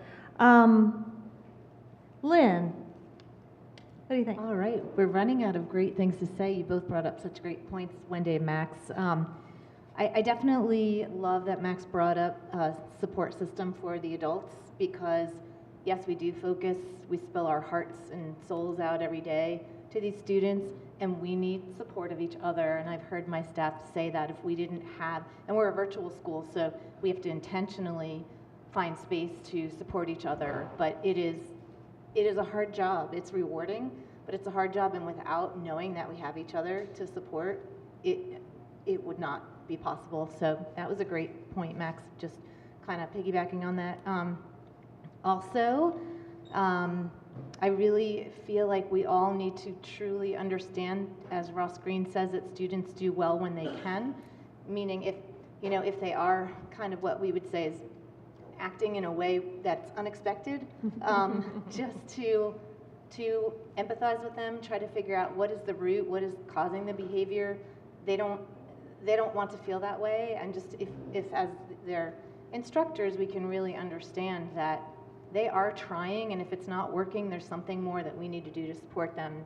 Truly understanding that, I think, makes all the difference because they feel respected and they feel cared about and understood, which leads me to kind of the third thing is understanding that many of these kids are suffering what I guess is called like a little t trauma. Maybe some are real, like capital T trauma, but the trauma, the little mini traumas that they've experienced on a daily basis from not being understood by adults, by peers, by teachers, it really does start to wear away. So if we can build them up and really see their inner awesome, really kind of understand the gifts and joys that they bring and start to truly enjoy them, to understand and respect their sense of humor, to laugh with them, to one of my learning specialists always said, slide into the skid.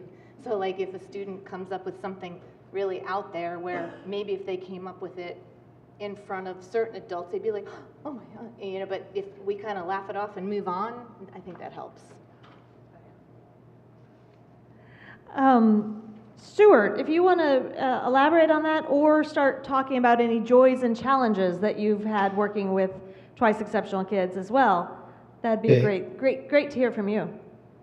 Okay, I took this question from more Hold of on this. just a second. Can we turn the volume up? Is that possible? I know I'm. That's a good question. Never mind. Okay, Stuart.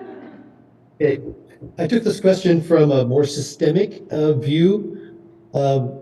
It's a question that I get from teachers in my courses and teachers I've worked with before on how do we get started. So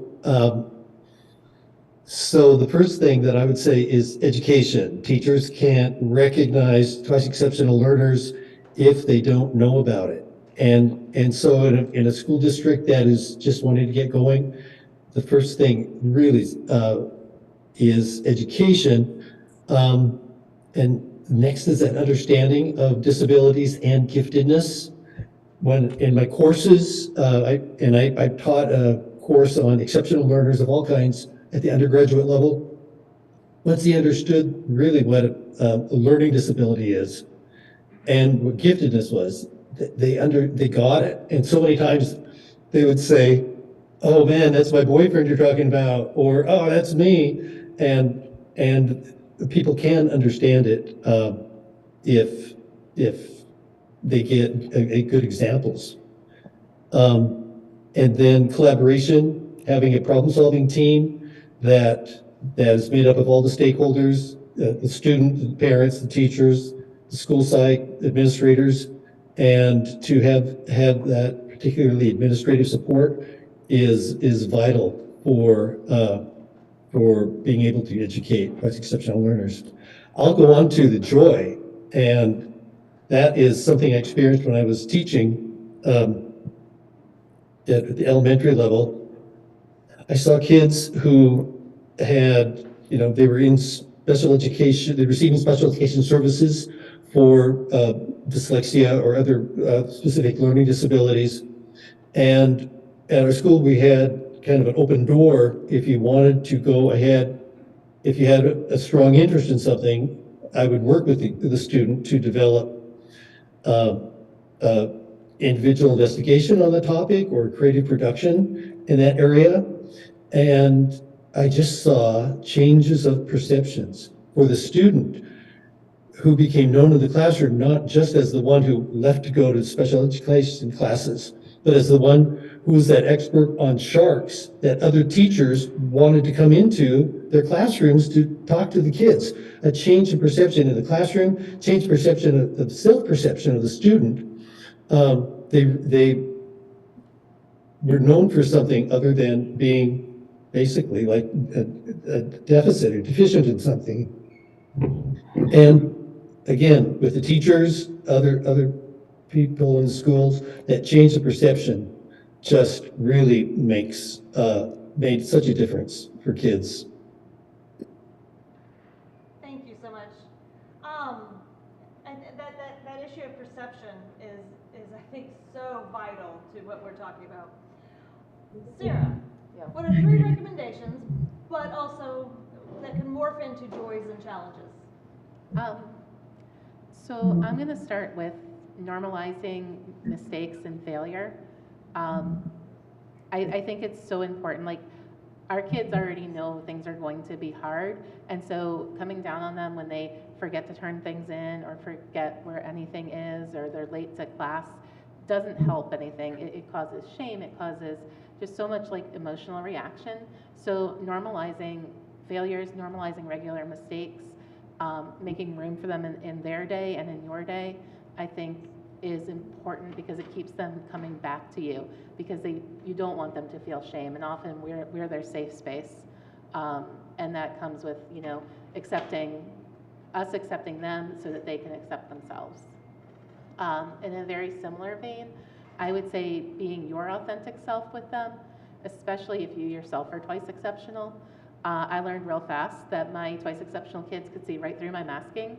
And it was also really exhausting trying to help twice exceptional kids while trying to hide the fact that you're twice exceptional yourself. But when they saw that, as a twice exceptional adult, I could fail, I could succeed, and I could still be there for them and be a real grown-up in the real world, I think it made a huge difference. I also know I work with high school students, which is a little different. I would be less my authentic self with elementary kids. But I think, again, it normalizes the space and it makes you their safe space so that when they're trying to be themselves or other people are making fun of them for them being themselves, they know they can come to you because you don't hide yourself from them. I had something else. It'll come back to me at some point, I'm sure. When it does, just take the mic from me. Yeah. Okay.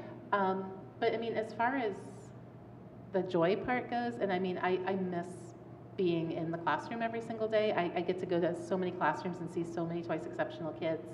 And I love that I can just kind of show up and in about 5 minutes I can figure out how I can go get them out of the corner or, help their teachers help them. But I think my joy is always when they find their space in the classroom that I didn't have to carve out for them. Because I think initially, in order for them to feel like there's space for them, sometimes I have to make that space, but when they find that space, when they insert themselves appropriately into the conversation, into the lesson, into the success, like that is just so joyful for me because it's the first step on their path to being able to find space in all of life for themselves. Thank you. I'm going to come back to Wendy for just a moment now. And Wendy, I'm going to ask you to sort of talk about joys and challenges. But with those joys and challenges, I'm going to lead into the question about what are the three biggest questions you still have about the education of twice exceptional students. Before you do, though, I did want to thank our panel. I want to mention, and I forgot to at the very beginning, this panel is constructed of folks who are on our advisory committee. So when we're putting together the PhD, the master's program, the graduate certificate program, I wanted to know what schools needed. So we pulled together a group of schools and actual people who are working with actual kids to pull together. So it's if you're going to be the first twice exceptional teacher education program, you better know what it is that schools need. And so we pulled together these groups of schools who are working with actual kids, and that's where this panel came from. And it's who I lean on, who we all lean on very heavily for that kind of feedback of, okay, this sounds good, is that really going to work in this setting? So that being said, Wendy, I'm going to ask you, what are some joys and challenges, but also what are some big questions that you think we still have? So we've got a bunch of folks here who do research, who have asked these questions. What do you think? One area that we've always had kind of concerns with is about ADD. A lot of our kids come in diagnosed with ADD. They've been on medication for years, not working. And a lot of, I don't know if it's the psychologists or where it's coming from, but we're still not getting a clear picture of these kids who are gifted that just don't have sequential reasoning are labeled as ADD. And to really have a distinction between giftedness and ADD, I'd really like to see more about that. Even our textbooks, how our textbooks are traditionally written is going from the concrete to the much more global. And for many of our kids, they start off with the global, but they're lacking their concrete skills. So for them, Bloom's taxonomy upside down is what they're needing, or at least our kids are needing. So I'd like to see some other textbooks, things written for these kind of kids. I think that would make a big difference, and we need to address that. And then just going into the classroom and really just doing a lot more. If we're doing project-based learning, problem-based learning, putting kids in groups, to be training the teachers more of how do we put kids in groups? How do we teach them to work together? I feel like a lot of times, Jigsaw is wonderful and some teachers have great training in that, but a lot of times teachers don't have training in groups and they'll just put them in a group, and that becomes very, very difficult for our kids. I love working with these kids. I think that they are incredible. They're incredible human beings. And when we see later in life that they really come into their own and they're highly creative, they see other problems, they see issues that other people don't, and they can be extremely successful. So I just find it so rewarding working with them. Thank you. And fascinating question. So those of you in our doc program, pay attention. All right. Lynn, what do you think? What are some joys and challenges, and how does that lead into questions that we still have?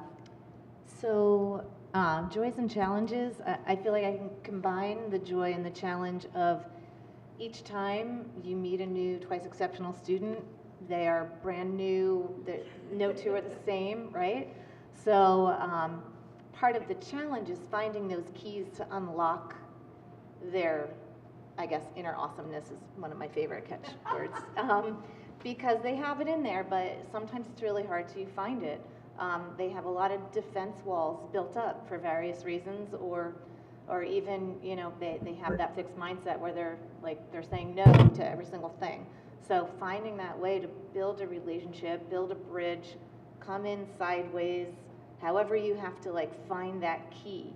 But once you do and you unlock them, all the beauty comes out, all the innovative ideas, it's mind blowing what they're capable of what they think about. Like even I was laughing to myself this morning with the reverse engineering bionic comment, and I thought, oh, that is like, we love that, and that's where, and I love how Wendy kind of definitely, like, like, what am I trying to say?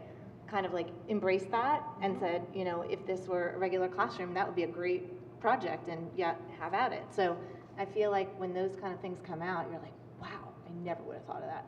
So I feel like that's a joy that comes from the challenge of figuring out how to get them to be able to reveal their true selves. And I guess one of the questions that I would still have is, how do we continue to support that? I mean, if we're doing a wonderful job in our schools, what about when they move on to the next place? Will they have that kind of support? Will they regress? Will they already be supported enough to navigate the world that's not as neurodiverse friendly as maybe they've had before that? And how can we change that? Moving into college, et cetera, workplace. Because we're all here to change the world, right? Yeah. Absolutely. All right. Max, let's hear from you. It's funny because I was like, oh no, Lynn's scratching at the existential dread. She's totally right. That is the unexpected joy and challenge. And I think about it, I was talking with a prospective family earlier this week of an 8th grade student, and they were asking, what does the transition to college look like? And how do our kids do? And, our school is young. Our first graduate was 2020. And so I was pulling from a pool of like 8 graduates in COVID land. And so I'll tell you what my thoughts are. However, this hasn't been the same in a very long time. And I think, not that any of these questions can squarely be answered, but the way that we've been talking about it around here is, what are the chances that everybody has a lot of really similar experiences, neurotypical, neurodiverse, 2E, gifted, whatever, but their own individual profile obviously will kind of dictate what the amplitude on all those wavelengths are, what the successes look like, where the challenges are, what kinds of work they have to do to feel successful. And what we keep coming back to is, whether you're a neurotypical person or you're a 2E person or a neurodiverse person, there's always going to be a moment where you're going to go, crap, what the hell am I supposed to do? Like, oh no, my financial aid document is a disaster. And obviously, for someone with ADHD, getting their financial aid figured out is going to be way different than someone who doesn't have ADHD, quite possibly our students. But then it kind of makes me think about, so our bet is, if we provide programs that help our students establish better self-awareness and help coach them in that self-advocacy, we're never going to change the world in a way that they're not going to be treated potentially unfairly or inequitably. So the best that we can do is armor them up with strategies and awareness of here's where you're going to get yourself in trouble, quite possibly, and here's how you'll get yourself out. With our students, we talk about it in a role-playing game build-out. You're going to have really high defense stats because you're used to being in trouble, but you're going to need to attack at some point. And you can't sock all your energy into keeping yourself safe. You got to strike out sometimes. And so it's kind of that building a whole human thing, understanding that ours are going to maybe have some bigger fights. And their humanity itself is a different shape and process. Thank you. Sarah.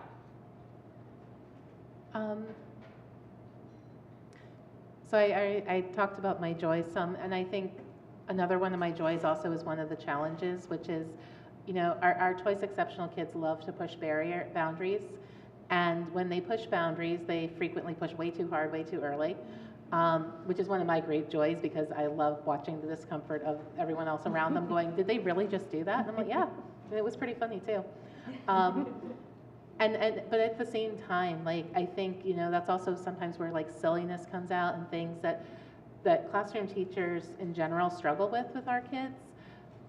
But sometimes their most brilliant ideas come out of those moments of silliness or boundary pushing or making other people uncomfortable is their comfortable space. And so they confine themselves in that. But that also is a challenge because, you know, when you make other people uncomfortable, they don't necessarily want to be your friends and talk to you all the time. So it's just, to me, it's that challenge and that joy of the duality of our kids. I think one of the questions that I would have, which relates back to this all, really is getting the materials, the curriculum, getting the things to teach these kids that aren't us on the ground modifying as we go. And I've talked about this before, like the social emotional curriculum that I use for my students in our program is for gifted kids, and then we modify it for kids with disabilities as well. One of the things in there talks about like relative disability or relative weaknesses. I'm like, my kids don't have relative weaknesses, they have weaknesses. So we have to kind of talk around that. Or, you know, when they're doing our interventions and it's, yes, they need that intervention, but they need it at a different level or in a different way. So we're having to modify those things up. And so just like everywhere else in the world, everything has to be, like we have to work around it to make it fit for our kids. And I am excited and hopeful that we will have the pedagogy and have the curriculum, have the materials to adapt the way a normal teacher would adapt for their class and not have to like completely change over just to fit our kids. I've gotten such great phrases today about, you know, about normalizing and finding the awesomeness. Inner awesome. Inner awesomeness, that was it. Stuart, tell us about what we need to be doing next. One of the things that I'm most interested in is addressing the needs of those students who have the students whose giftedness masks a disability and others whose disability masks a giftedness, but for those students for whom their giftedness and disabilities just mask each other, I'm really interested in finding ways to identify them. And this is in a public school setting. I think we just are losing a lot of people, and it's just so sad. And when so many really great things can happen to an individual when they are recognized for who they are, and are in a place where they can really proceed with success and find that in different ways. Also, I'm very interested in really getting a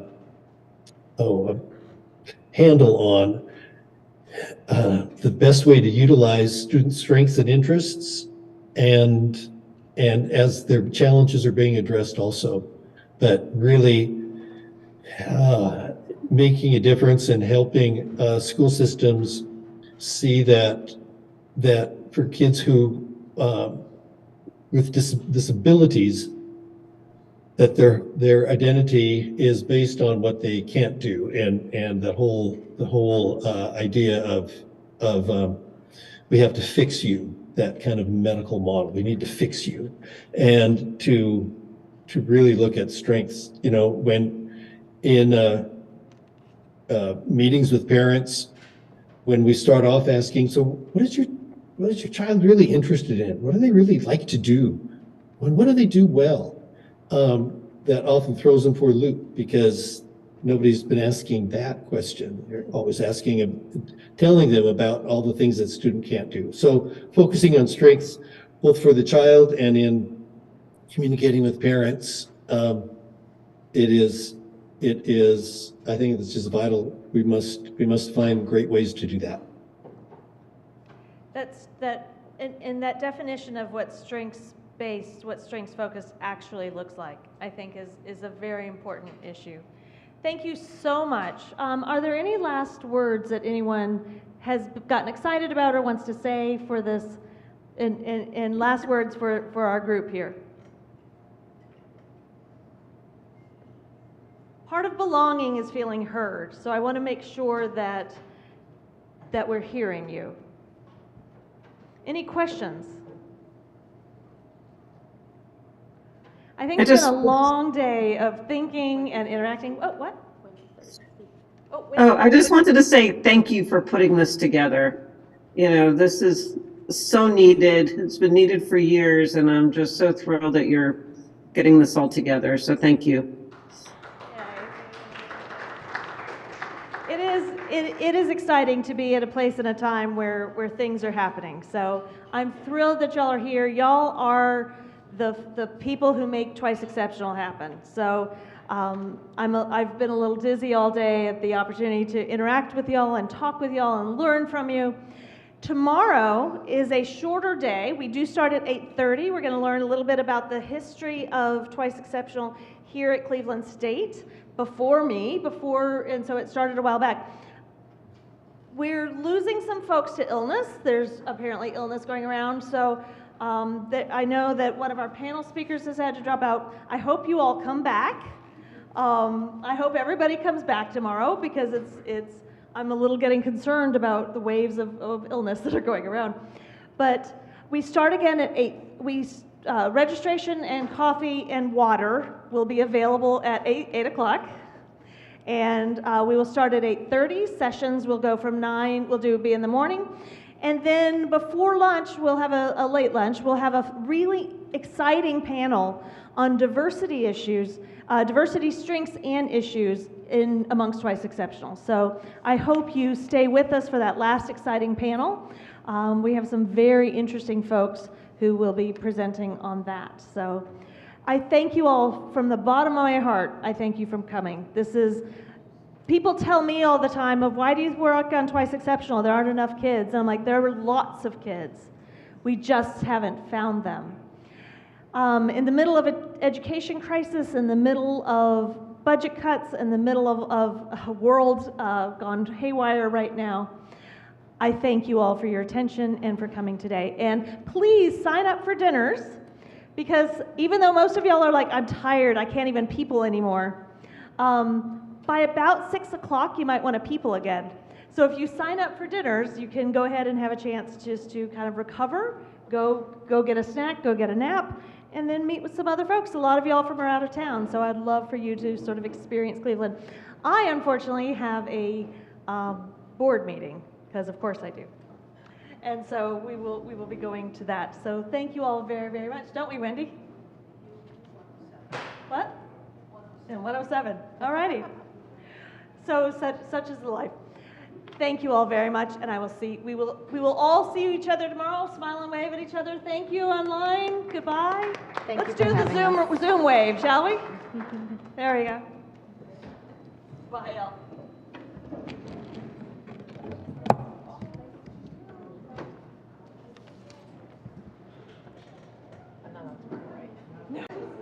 I'm wearing jeans tomorrow.